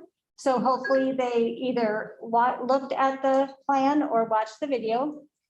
And then we had about half of our people who took the survey who left comments. I don't know if you looked through, I'm sure you looked through all those comments. There were several, 300 and some pages of them. When I would say the summary of the comments for me was on one topic, which was masks, and it was based on our current conditions. That's how I felt the response of the comments were mainly focused. Next slide, please. Trustee Gregory, I think that people also liked our interests. We got a lot of people who appreciated the interest that we had there. The two that kind of rose to the top a little bit were their interest in providing a high quality comprehensive education 5 days a week. And then also making sure that we are mindful and supportive of the physical, social, and emotional well-being of not only our students and our staff, but also our families and our community. When we asked for feedback on the key mitigation strategies, more than half, or about half, thought that all of them were important. And then it was broken down a little bit by each number. About 638 felt they didn't have enough information, and about 788 respondents felt that none of them were important. And then the next question we asked was whether or not staff, students, parents, and patrons supported or opposed the key mitigation strategies. And you can see how their responses were for those 4 categories. Any questions on this feedback information? Any questions or comments from trustees? There was a lot, which is good. I mean, that's what we want. We want folks engaged. We want that to happen. I mean, so I think that's important. So we created at least a tool where folks had a chance to input to the board, input to your committee. That, you know, that was done. So any other questions or comments? I would just add that it wasn't just response to the survey, but we've received emails directly to the trustee email address, and a lot of submissions through the general feedback form as well. Hundreds on both. Yes. And thousands on this, and yes. Several hundreds of each kind. Several hundreds. Great. Well, it's my pleasure to turn it over to Deputy Superintendent Roberts. Thank you, Director Famer. Good evening, President Wagers, trustees. So as you know, this has kind of 2 parts to this. So first, there would be the consideration of the plan, the health and safety plan, and action item on that. And then once that's done, we would go into talking about an implementation date. Are there any questions about the plan that we can answer before you deliberate on that? Any more questions for the administration on the plan? You know, so what, you know, the makeup of the plan, why we're doing it. I think we'll kind of get that. Trustee Gregory. I have one question. Deputy Superintendent Roberts, how do you envision this plan becoming institutionalized? As in, what if there's something that wants to be tweaked? How does this evolve so that it's not something that has to come to the board for every little thing, because that's not efficient and effective way to operate in terms of health and safety plan. So how does it go from this board approval of this plan to something that resides with our nurse and her staff and is part of our district training? President Wagers, trustee Gregory, unless you told us otherwise, once this plan goes into effect, and as we see things in the plan that need to be tweaked, we would most likely just do that and make sure then it was posted for the public to see, for our school staff to see, we'd make sure to inform them, and we could also let you know as well. Because it wouldn't necessarily be board policy, we wouldn't have to bring it, for revisions in first read and second read. But I think that it's very likely we would have tweaks to it, because we're going to see things that work and things that don't work. If it was a change that we felt like would really change our operations or the meat of the plan, we would definitely inform you of that and bring that to you. Follow up, just say that our external communication would be really important at that point. Just things like pink eye or lights or whatever, you know, that our parents and our populations know and understand, so that our buildings know and understand. So, you know, I could just see that we would need to move it to a level of just operations instead of something that rises up to a board level all the time, because you need it to just kind of be institutionalized so that parents know. President Wagers, Trustee Gregory, I think that is what we do on a regular basis. So I know that Supervisor Frederickson holds regular meetings with the health staff. And so through those meetings is where they talk about different ways they might be doing something in the nurse's office or handling some type of an issue. And then it's same with our directors. They meet with our principals in quad meetings if we have, you know, like a small change or a tweak. Oh, so we do have a loop. Yes, for sure. Has things that go out and the things that are evaluated on the ground where things are implemented, so that there's a process there. And it's nice in the key mitigation strategy. I mean, we built in a PSA, we built in things to how do you get this information out, not only to our staff, but out to our parents and, you know, students as well. So I think that's an important piece of it. Any other, Trustee Schmidt? Thanks, President Wagers. Director, Deputy Superintendent. I noticed that it was highlighted that some of the things have been kind of removed. Specifically, I think Trustee Haas was talking about contact tracing and the difficulty of that. Masking is obviously a key topic for parents on both sides of this issue. Are there specific situations in this, either in the procedures or in what you're proposing, where we would still say, yes, masks are required? Or is this truly a masks optional and we're trusting people to do the right thing when they have those symptoms? President Wagers, Trustee Schmidt, I do believe what we're saying is that we're trusting people to make that decision if we move to this plan. I do think, though, we're also saying that we will continue to watch the data. And if there's a need to go back to masking, we would probably come back to the board and ask you to do that if we need to do that. I also believe there could be an instance where, let's say it's midday, student's not feeling well, we're waiting for the parent to get there. We might ask that student to put on a mask in the nurse's office while we're waiting for the parent to get there. Thank you. Any other questions for Deputy Superintendent Roberts? So with that, to move to discussion, we probably need a motion. Trustee Gregory. President Wagers, I move approval of the proposed updated health and safety plan for Boise School District. Moved. Is there a second? I'd second that. Seconded by Trustee Smith. So once again, as a reminder, so this is an opportunity to discuss. This is not implementing the plan. This is just the plan itself that we're talking about at this point. And I will try and keep discussion to that among trustees. But if anybody would like to start on the plan, that would be great. Or any questions? I mean, maybe we've got Trustee Gregory. Well, I'll just say that this is what this is the work that we said we would do the last board meeting we were here. That under the leadership of Superintendent Dennis, he said, we know that we need to move from a pandemic to an endemic, and we need a plan to move that in that direction. A month ago is different from today, and I appreciate all the work that has gone into it as we all deal with something that nobody asked for. And so I appreciate the input, particularly from the committee that served and our nurse professionals, which Tamara has such a team throughout the district that has managed this. So I feel like the input that has gone into this plan has been very deep and thorough. And, you know, we're not trying to become provide all of medical care for every child. we're trying to run a school.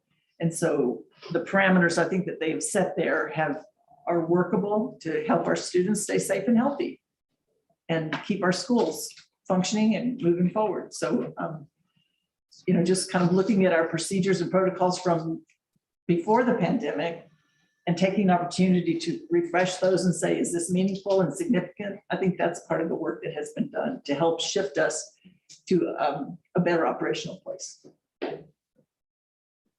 Trustee Oppenheimer? Thank you, President Wagers. I'll just make a comment that I really appreciate the work that has gone into this plan. I know that you all have spent hours and hours on this. I also really appreciate that we are calling it just strengthening our health and safety, right? We should be doing that anyway. And so we've learned a lot over the past 2 years, and things have evolved. And as we've learned, I think just any time that we can strengthen our health and safety, that's the number one thing that we need to make sure our kids and families are healthy and safe, and our teachers. So I really appreciate that as well. I think that it's thorough. I like that it is the strategies. I really like the illness procedure. I think it's clear and consistent. I don't think it's open to questions like, oh, what do I do here or there? Pink eye, stay home, right? But I really do appreciate the thoughtfulness that went into this and all of the work with everybody involved in the feedback. So I just want to say thanks.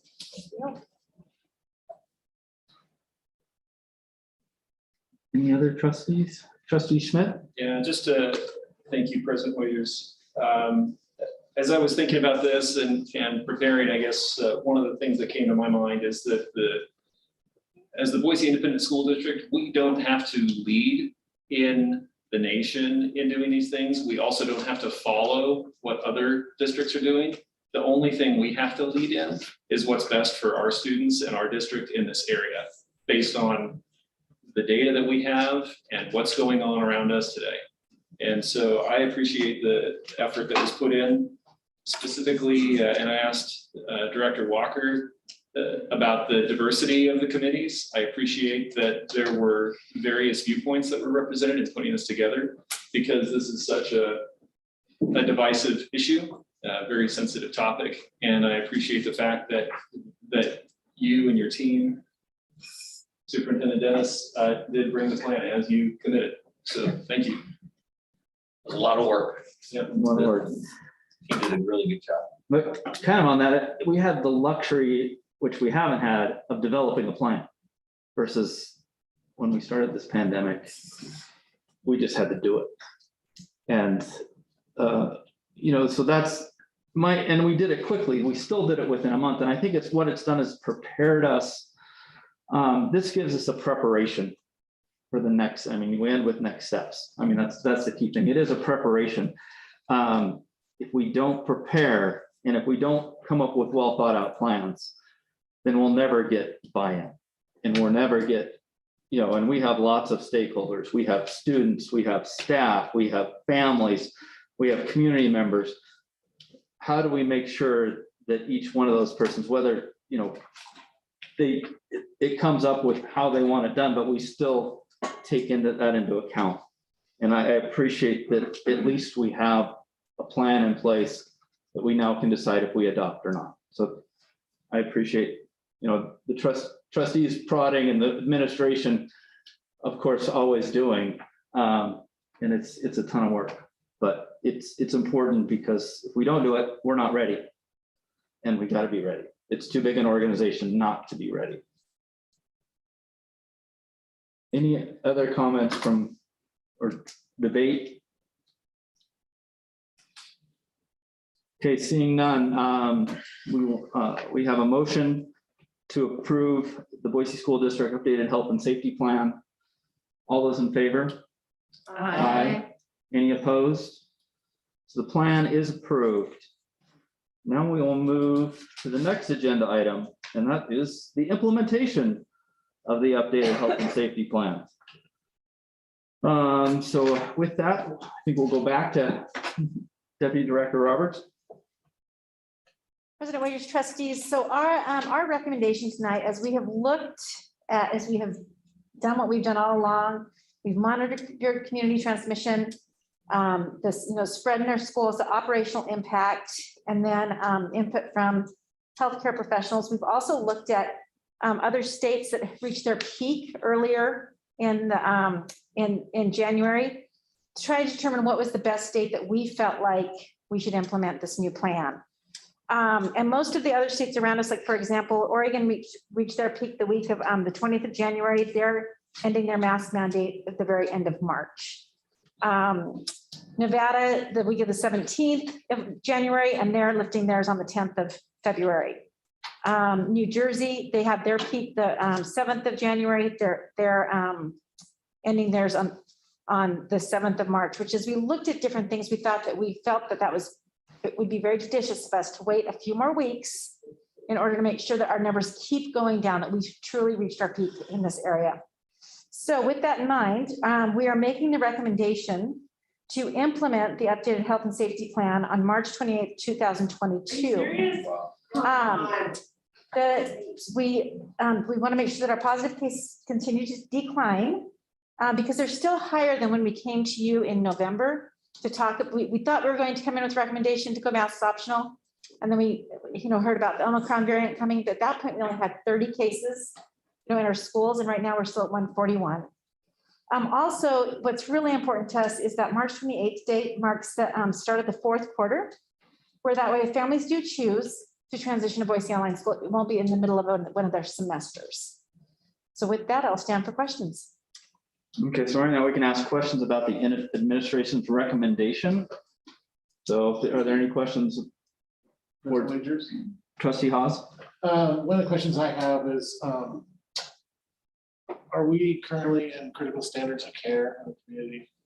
President Wagers, Trustee Haas, we are still in crisis standards of care. I will also share a data point that January found its highest month of admissions to the Children's Hospital here in Boise. They had 50 admissions in January.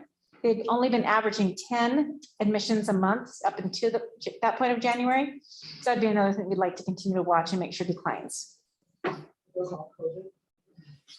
Any other questions from trustees for the administration on their recommendation? Trustee Schmidt. Deputy Superintendent Roberts, I understand the logic behind looking at a March date for implementation. Have you considered the feasibility of doing it any sooner than that?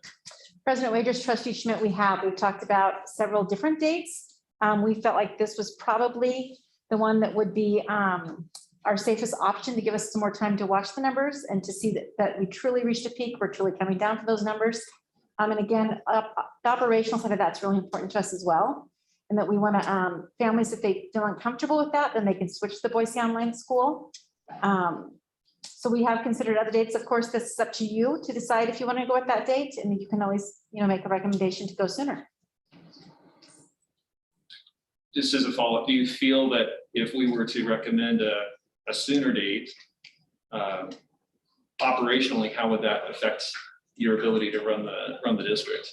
President Wagers, Trustee Schmidt, that is a concern. So if our numbers aren't down far enough, I do worry that we will see an increase in absenteeism without the masks, and especially for our staff as well. And January was tough. It was a tough month for us to cover classrooms. We had everybody from the district office out covering classrooms. So that would be a concern. We feel like that date is our safest to look at not having to have any classroom shut down or school shut down, and to be able to finish the year out being in school full time. Any other questions for President Wagers? Trustee Haas? Are you looking at trends like I guess we did, coming back to the December board meeting, numbers were decent, but one of the trends that I think that was looked at is the fourth, the upcoming Omicron storm. So are you gauging projections on trends, I guess, based on those kind of factors? President Wagers, Trustee Haas, I would say yes, we are. We're seeing that around us, all those numbers are going down, and those states peaked a few weeks ago. So those are the trends we've been looking at. But again, if around us started to go up again, and if our numbers started to go up again, we would definitely be looking at that if we felt we needed to ask for a later date for that, or to not go masks optional. Can I actually get it to put your mask on, please? Thank you.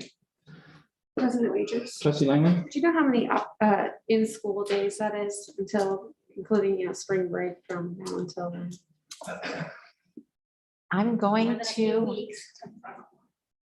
say it's probably 24 school days. I'd have to look at a calendar. Okay. I could count it really quickly. Any other questions? At this point, we can go back and ask administration. Once we get into debate. Okay. Good? No. Yeah. No. Anytime's good. Can we buy that every other school district in the state? I'm sorry, we're not taking input from, Of course not. Never do. we've taken a lot of input. Yes. Okay, so at this point, we need to have a motion to have further trustee discussion. So I'd like to know if any trustee would like to make a motion. Motion that we have further discussion on the implementation date. Okay, so we actually need to have a motion For the. to discuss. So, I make the motion that we discuss so what do you want to discuss? the recommendation by the district. For Okay, the so implementation. I need a motion that we're moving that motion. That we take the recommendation. We don't have to approve it. There's nothing, if we make that motion, it can be amended, it can be adjusted, any of those things can be done with it. But we have to have a motion to discuss timeframes, if that makes sense. So we have to have a date involved. So I move that, go ahead, trustee Hawes. I move that we have a discussion on the proposed March 28th implementation date of the plan. Okay, so actually you move the implementation date as recommended by thing, because we can't move discussion, we have discussion about a motion. If that makes sense. So And just because you're moving that does not mean that that's what you're gonna vote for, it's just so we can have discussion.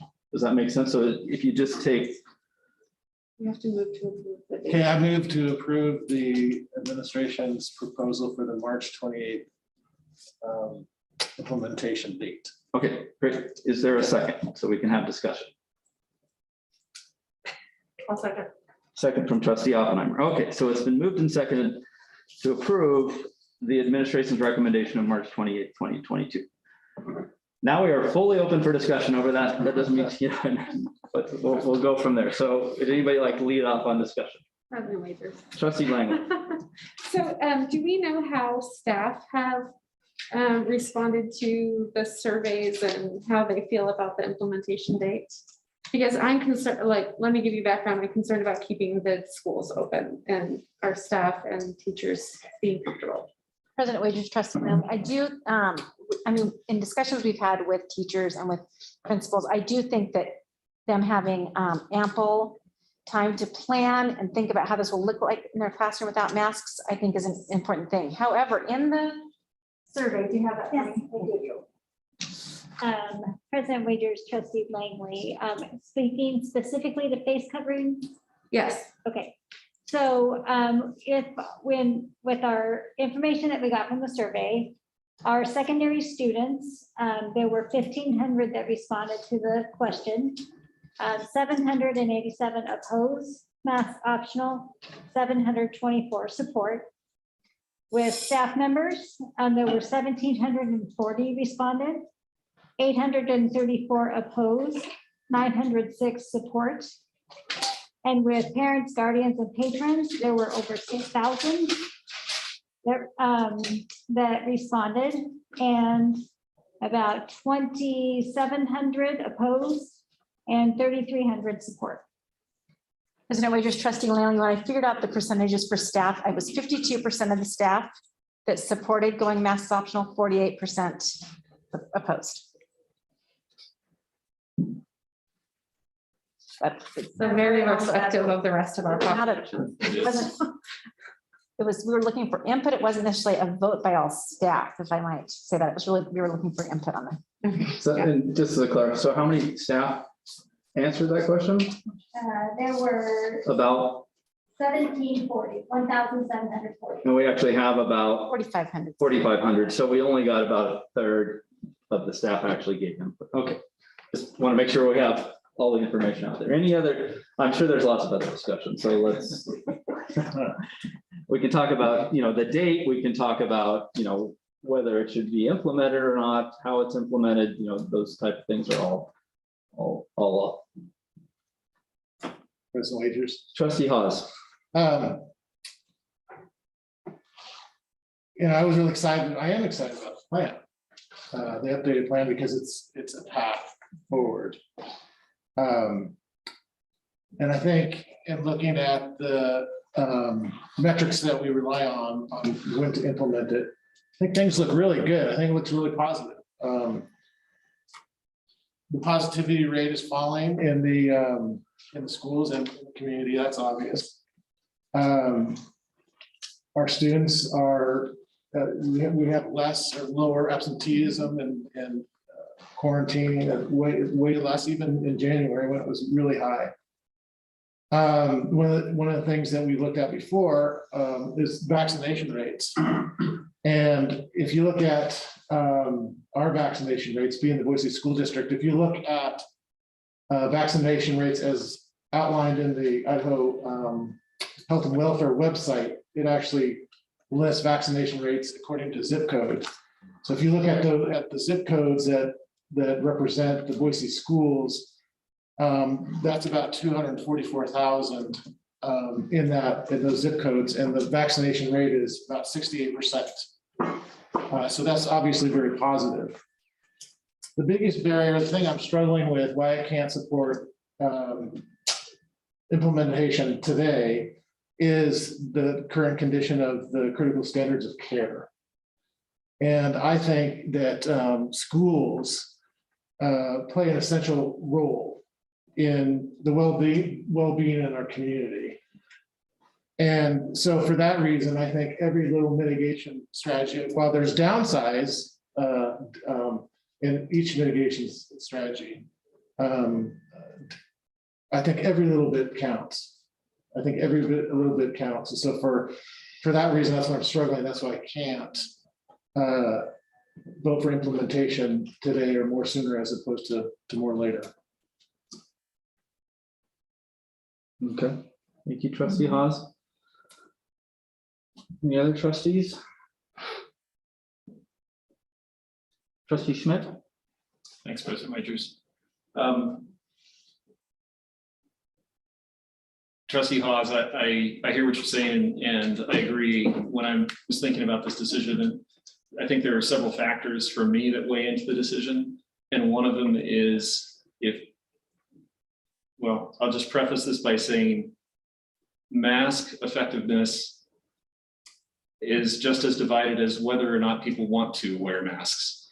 And there are studies on both sides. As an engineer, I look at filtration effectiveness, and I have my own view on how effective masks are or are not. Setting that aside, if we just hypothetically assume for a minute that masks do have some benefit, whether you want to say that it's a huge benefit or you want to say it's almost no benefit, just hypothetically, if it has some benefit, then it has some positive effect on the transmission rate of this virus in the community. If we take that away, we're losing that effectiveness. And so we would logically think that we would probably see an increase. Maybe it's not even measurable, but maybe it is measurable in the rate of illness that we see. And our hospitals need to be able to support that if we have people that need hospitalization. I think one of the good things that we're seeing, so that's one of the factors is, for me, is can our hospitals support an increased load if they're needed to?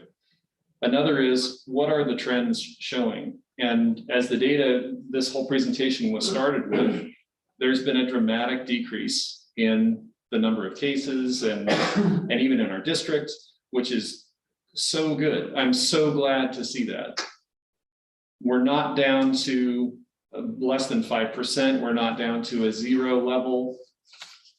But we're also not seeing in states or other areas that have experienced the peak ahead of us, we're not seeing a secondary bump.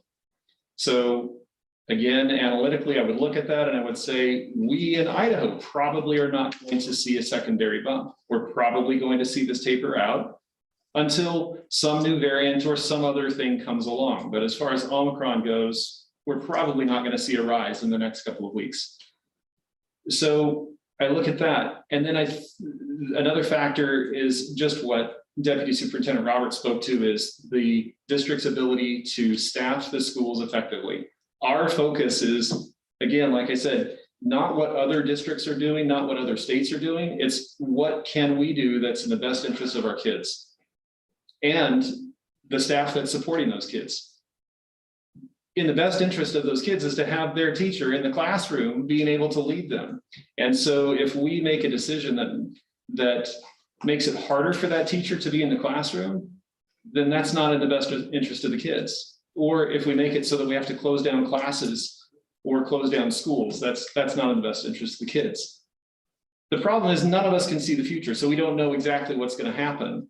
But what seems like this is transitioning from is, or it's transitioning more to a risk assessment. Are we comfortable as a board with the level of risk given these factors? Do we think that we can respond quickly enough if we need to?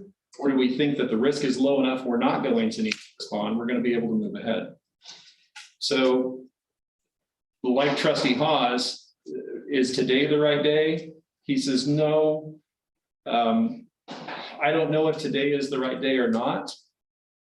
My concern right now is not with the transmission rate. I don't have a concern. It looks to me like the trends are going down. My concern is with our ability to staff the administration and the teachers in the district, because we're close, we're right on the border. From the numbers that I saw, and maybe Deputy Superintendent Roberts, you could speak to that. Are we close where we are today to being able to meet our needs, our fill rates? President Wagers, Trustee Schmidt, I would tell you that schools are still taxed. They're not taxed the level they were in January. Yeah. Because I don't know how much longer we could have sustained that. But we still are seeing unfilled jobs in our schools every day. Yeah. So from my standpoint, it's that kind of risk assessment, the risk of not having the teacher in the classroom or the right support staff in the building to be able to perform those functions that they normally do is a concern for me. I guess one of the other things I would say is that this issue, and a lot of feedback we've gotten from our parents and supporters of the district, is it's completely divided. I read a particular email where someone was referencing Thomas Jefferson and the rights of the majority and the rights of the minority. And so should this just be, well, the majority rules, and therefore that's what's going to happen, that we took the survey. And there are drawbacks to that. But one of the things that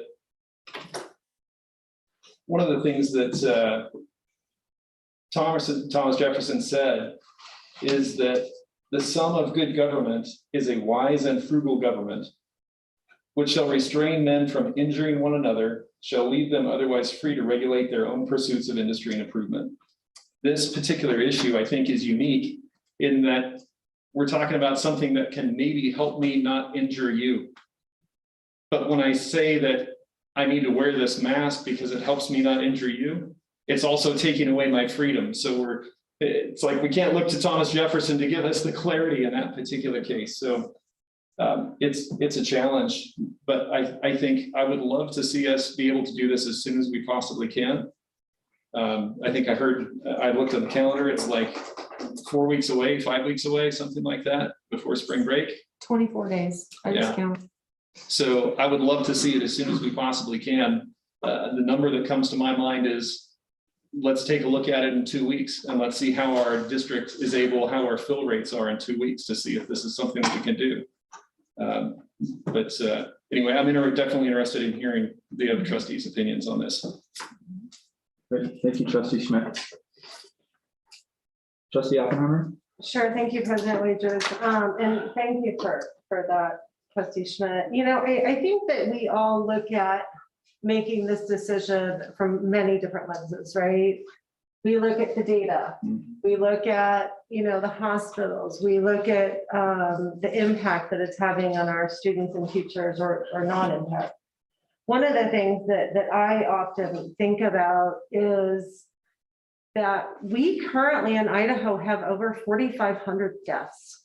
That's just in Idaho. We don't have that many people, right? And every time I see that, I think about that person has left behind a parent, a grandparent, a child, an aunt, an uncle, a brother, or sister. And it's devastating to think that so many people are dying from this. And we're arguing about masks and we're arguing about things like this. People are dying and they're leaving behind family members. And what I don't want to see is a child in the Boise School District left without a parent or a grandparent or a sister or a brother. And if we can do everything we can to mitigate that, I will support that 100%, because I don't want to see a parent losing a child and I don't want to see a child losing a parent. And it means that much to me. And I always look at it through that lens as well. The other thing that I've been thinking about, because we all think about different aspects, right? Deputy Superintendent Roberts talked a little bit about it. We have received a lot of emails about all these states that are moving to mask optional, and I was looking at it, and a couple of things to point out from my opinion is, or from what I've read, is that of the 7-9 states, whatever it is, a lot of those states, if not all of them, have had a governor-led mask mandate. And so there's that. So they are getting rid of the governor mask mandate, but at the same time, there's two other factors to think about. Many of them that I looked at, schools will still have a mask mandate. So if you go to the mall, you don't have to wear a mask, but if you're in school, you still do. And I think that's missed because people read headlines, people don't read the articles. And so, and a lot of it also is the schools that the masks will remain, a lot of them are not lifting those mask mandates until the end of March. And these are states that have peaked way before we have. So a lot of them are East Coast states, and we all know it kind of trends like this. So there's a lot of things to look at there too. So when someone says, well, all these other states are lifting their mask mandates, that's true to one little degree, but the devil's in the details, and you have to pay attention to what's happening with that. So I just wanted to point that out because we do get a lot of emails about, you know, well, this is happening here and this is happening there. And we look at it and I look at it and I say, well, is that, I can't imagine 9 states are just getting rid of all their masks. Devil's in the details and you have to look at that. And so I feel like this date that is proposed, considering where we are in Idaho and what's happening, I think that it is an appropriate date to look at. It's soon, it's not tomorrow, and I get it. We all want to get out of this tomorrow, but we still have a little bit of ways to go. And again, if we can save one child from losing a parent or vice versa, I will do that. What about the Harvard Club now by masks? Thank you, trustee Oppenheimer. What did the date change? Okay, I'm sorry. Excuse me. No, because a date doesn't change. Okay, I'm sorry, but you will be asked to leave soon because you're disrupting our meeting. That's warning 1. What does a date? have Okay, to that's do with warning change? 2. You're gonna have to leave the meeting. I'm sorry. We will start again when you. Oh my God.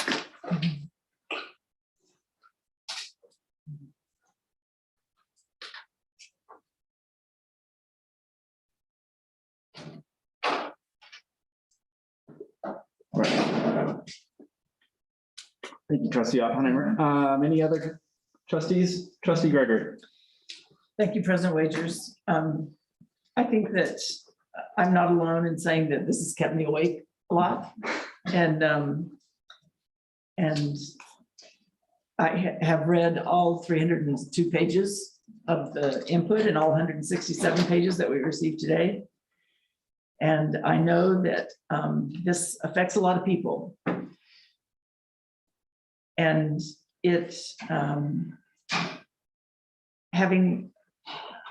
I just have to say that having served on the school board for as long as I have, with over 21 other trustees, I can tell you that decisions like this are not taken lightly. And that we deliberate individually, and then we work as a team with our superintendent team. And that has been the case since March 16th, 2020, when this superintendency team did an absolutely incredible job of responding to a very unexpected drop in our laps of a pandemic. And they have been consistent in being thorough and understanding the situation. And as a board, we get decisions placed in our laps that impact all the way down to the classroom. And part of our job is to work with and expect the best from our superintendency. And we know that the real work that happens in a school system happens in a classroom and in a school building. And so we're talking about principals and teachers. And when we all shut down, we all certainly, they became our favorite people and our most missed people because our children didn't have access to them. So to Trustee Schmidt's point, having access and being able to keep our schools open is really the work that as a board and as a superintendent administrative team, we do. We do our best from the policy level and from our votes here at the board to keep schools open and to make it possible for our teachers to do their work. I have to acknowledge that our teachers and our principals have borne a heavy, heavy burden. They have been the ones right next to your kids, keeping them safe. And that has been in addition to the professional work that they do every day to teach kids. And so when we, at the board level, think about our decisions, we really have to consider keeping what it takes to keep a system going. You can't just say, well, this could go either way. Let's make a popular vote. You know, this many people vote this, vote that, will support that. That's not what board work is about. Board work is about running a school system that serves children. And so when I think about hospitals being in critical crisis standards of care, and the opportunity to monitor the situation in our community. And I personally have had people who have not had COVID, but have not been able to get critical care, who have had COVID and have had to be transferred to hospitals out of state. I think that critical standards of care, crisis standards of care, is something that we have to decide or have to honor and recognize that is there. And although I would like an earlier date, I recognize that the administration is looking at how they can run the best system to keep our system efficient and delivering the standard of instruction and care that they would like to deliver without having that piecemeal substitute teachers covering for teachers that are out, that are not the regular teachers, et cetera. And so I'm going to support the motion for coming back from spring break with no masks. Thank you, Trustee Gregory. Trustee Langley.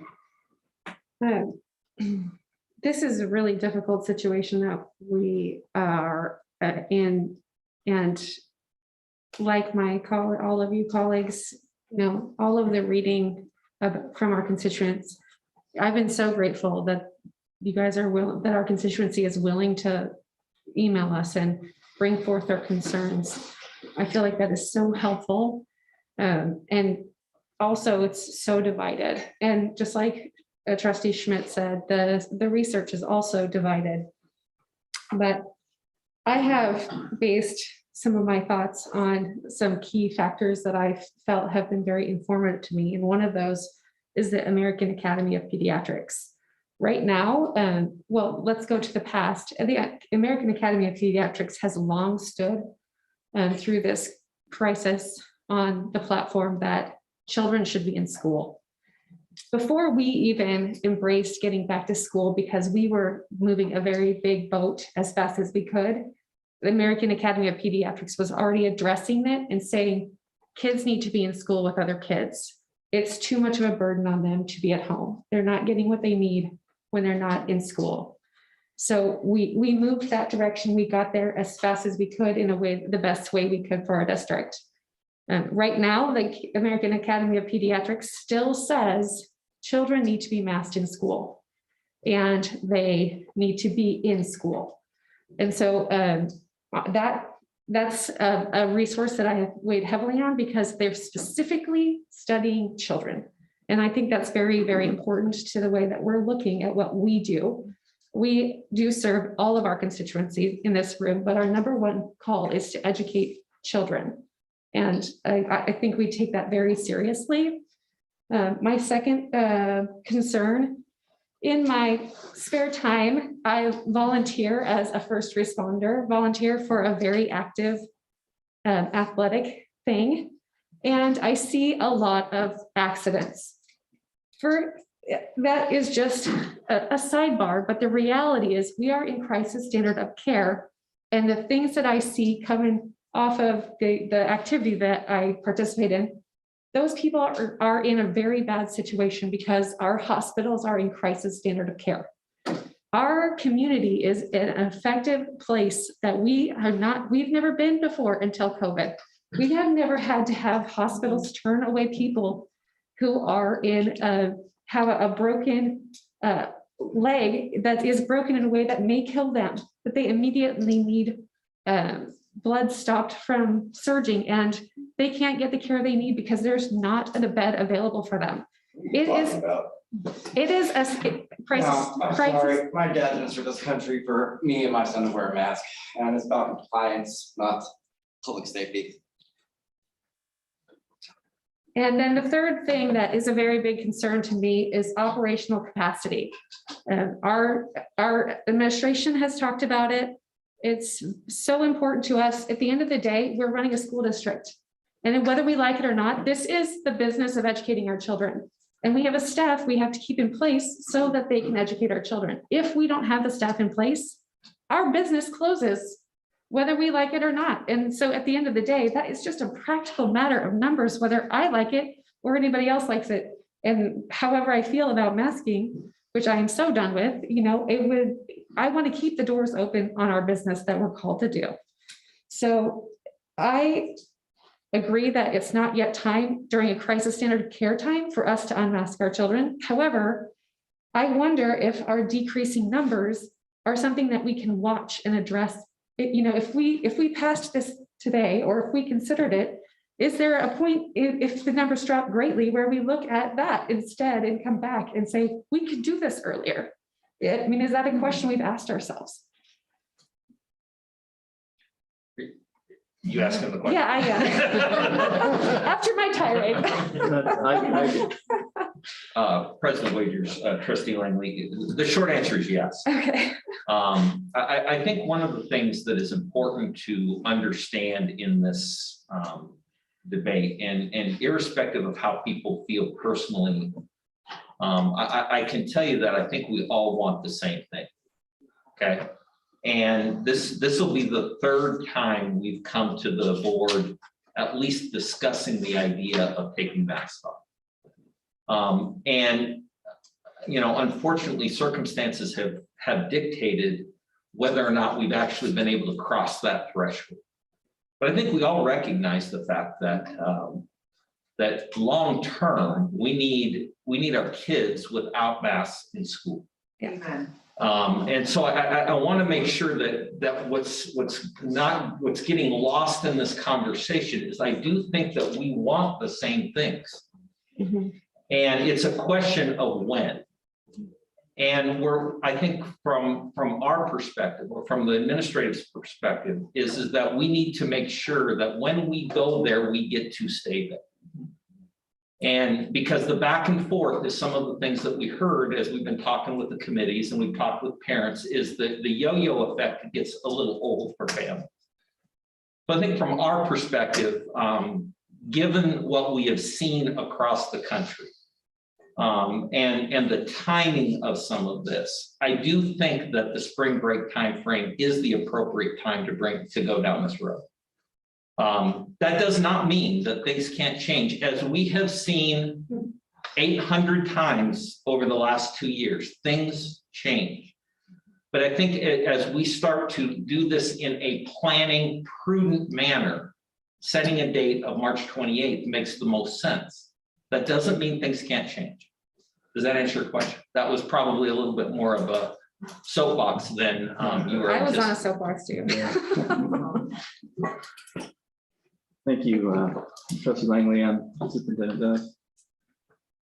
President Wagers. Trustee Haas. I just want to be on the heels of Superintendent Dennis. You know, I think you make a good point. I think there's a lot of discussion about passionate differences. But in reality, I think we have a lot of common interests. We do. You know, we love and we're passionate about our kids. We want what is best for our kids. At the same time, we accept a level of risks associated in sending our kids out to the school world. Are they going to get hurt on the playground? Are they going to get hit by a bike or a car on their bike on the way to school? You know, it's undeniable that we care about our neighbors. That includes teachers and staff and students and providers. And we care for not only for their safety, but we want to make sure they're there for our kids. And I think we can all agree that we care about our community. And I think there's a lot of common interests as it relates to the management of the pandemic. And it's been said many, many times that I think we all agree that in school learning is critical for our students. And I think we can all concede that each mitigation strategy has a downside. And the greatest downside that we've identified is having to learn remote, the social isolationism and the mental strain. But I would agree that and I think we could all agree that there's a downside for each mitigation strategy. And I think we could all agree that COVID presents a heightened concern with staff and family that are medically vulnerable. And I think we all can agree that we're tired of COVID. We're tired of masks. But there's no quick answer. And the best way out is through, to quote Robert Frost. And that's what we have to do. And we have to look at a formula, in my opinion, that is based on the shared interests, which it would be that we've got to do what's best to safeguard the health and the safety of our kids, teachers, staff, and parents, and our neighbors, and to also ensure that our kids have in-class learning with acceptable risk and the least downside for everyone. That's a tough one, isn't it? That's a tough one. So my point is, I think we have a lot in common, and it's a very complicated analysis to get through. But the best way out is through, and we just have to do this together.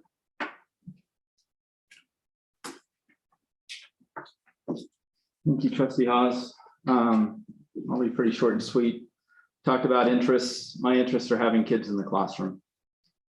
If we have kids in the classroom, that means their parents can be at work. And I am a business owner. I've had lots of parents out because their kids are sick, which means then I can't run my business very well. We have the same issue in our school district where we can't run the business of school well because we have sick kids or sick parents or sick grandparents. It can be any of those options.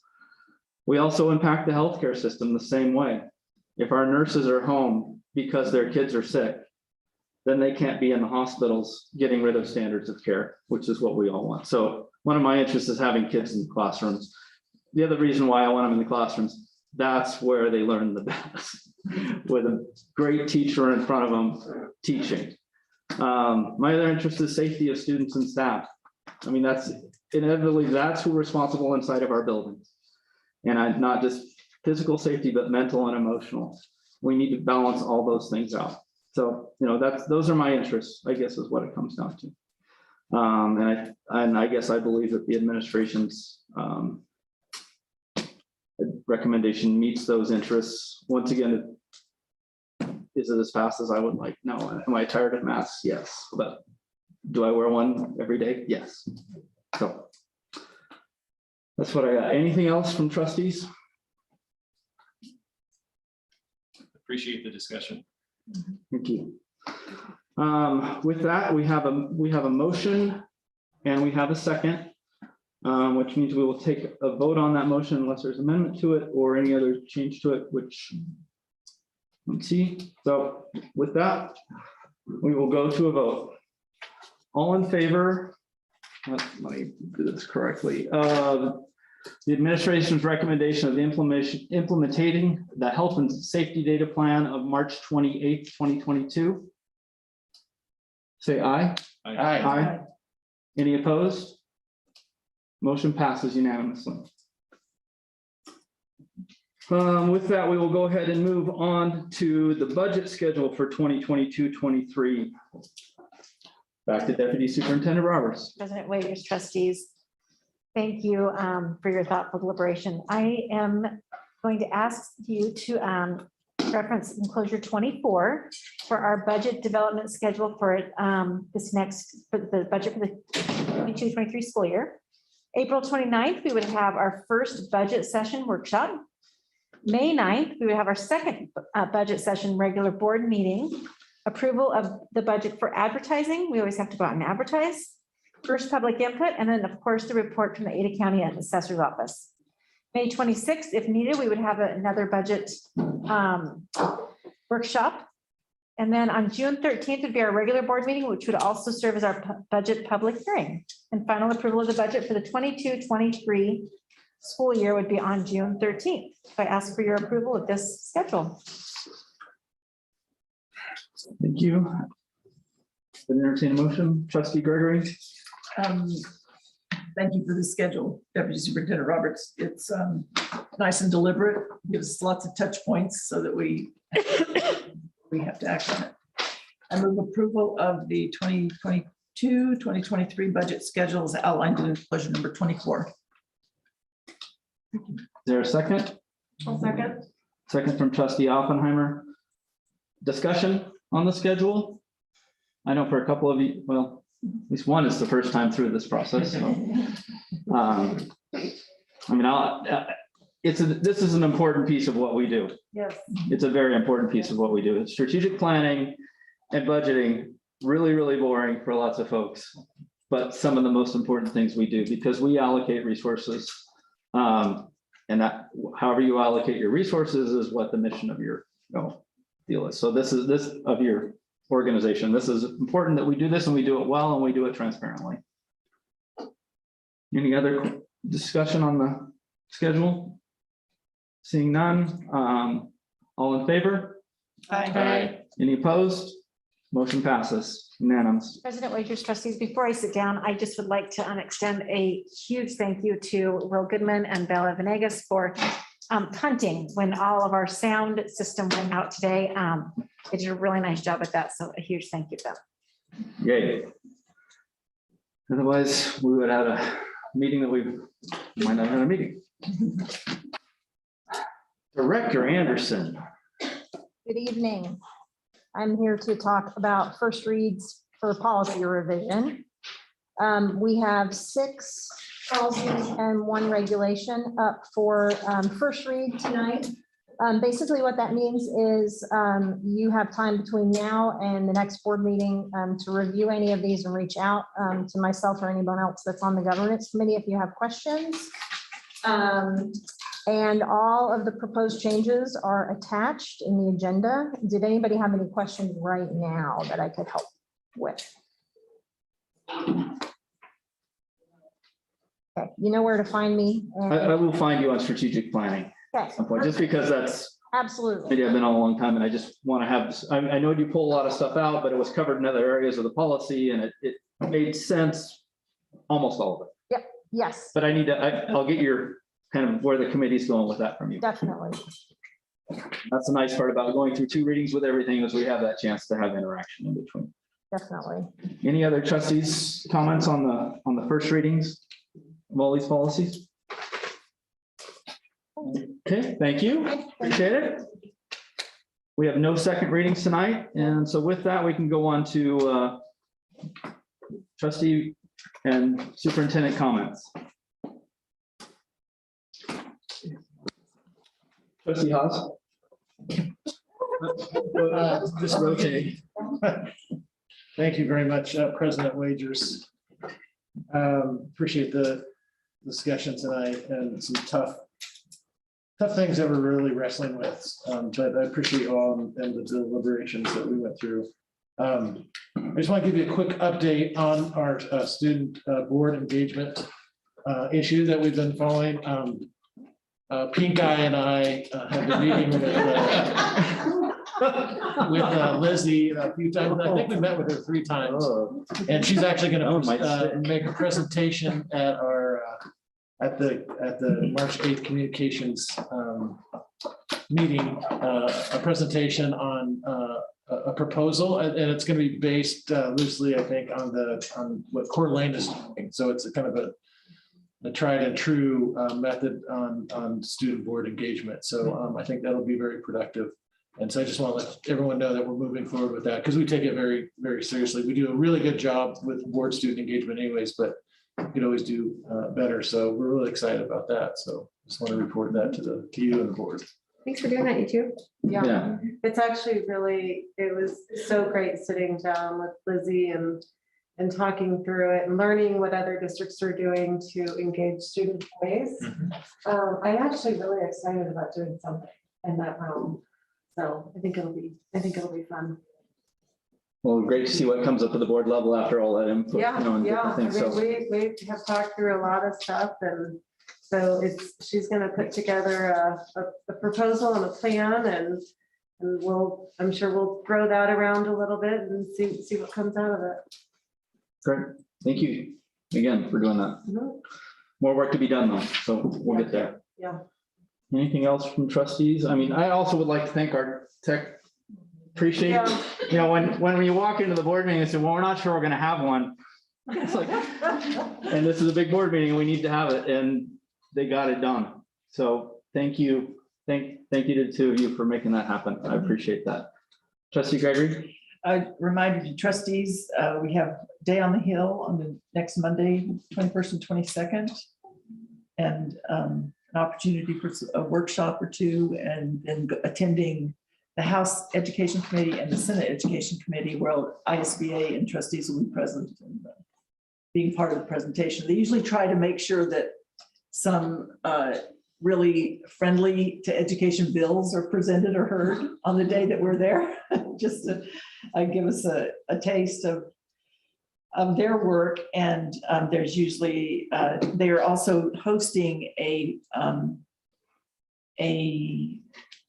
forum for the candidates for Idaho State Superintendent of Public Instruction. So that might be something that everybody be interested in on Monday.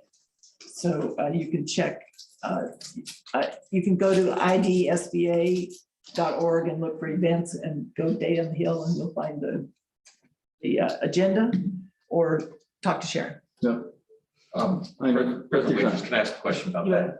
Nancy, is that going to be video streamed, or is it only live? I don't think they have decided yet. They're working on it. Okay. But it is kind of, it's not a debate. Right. It's just a forum, because they haven't ever brought that forum to trustees. Yep. And it's just an opportunity while we're there on the Hill to have that. I was just curious if, because my second question would then be, what time do you know? Is that, that's in the afternoon on that day, isn't it? I think it's like noonday. noon. Okay. I will find out the exact time And I can work get with back. Sharon. Yeah. I'm just curious. Okay. It's a great opportunity for continuing education for trustees. We can learn a lot from others, from the legislature and from other trustees in other districts and how they deal with the stuff we get to deal with. If I could just bring one thing to the board before we get out of here. I know there's been a lot of coverage about the health insurance that has been signed into law by the governor just this last week. I think it's important to just make sure that the board is aware that participation in this is voluntary. So I want the board to make sure that they understand that. And the way the law is currently written, in order for school districts to participate in this, there is going to be a significant shortfall in revenue to make this happen. With all that being said, just so the board understands the process that we use, and particularly for those of you that are new to this, we have what we call a joint insurance committee that's made up of both the teachers and administration that studies these things every month. They take a look at it, they debate it, they talk about it, and from that insurance committee, there will be a recommendation that will be made to the negotiations team. And the reason that's important is once a recommendation is made, then the question is, how do you pay for it? And is that a higher priority than other things? And so as we move ourselves through this, I think it's going to be critical that we follow that process before we start jumping to conclusions as to whether or not we are or aren't going to be a part of this issue. Okay, so just for the board's being aware of that, it's got some issues. I will say that I am thrilled that that the state is talking about this, and irrespective of where we fall, I think it's a huge positive in the long term for the state. So that was all I had on my list. I mean, the only other thing I think about it is I think we've already had plane flights booked for the National School Board Association, which is the beginning of April. So that will be, I think, a 3-4 day trip for us. Once again, for more continuing ed. So appreciate that. Anything else? With that, happy Valentine's Day, everybody. It's quite a way to spend it, but once again, it's good work. Trustee Gregory. I'm going to adjourn. There a second? Second, Trustee Haas. Hey, guys. All in favor? Aye. Motion passes. This meeting's adjourned.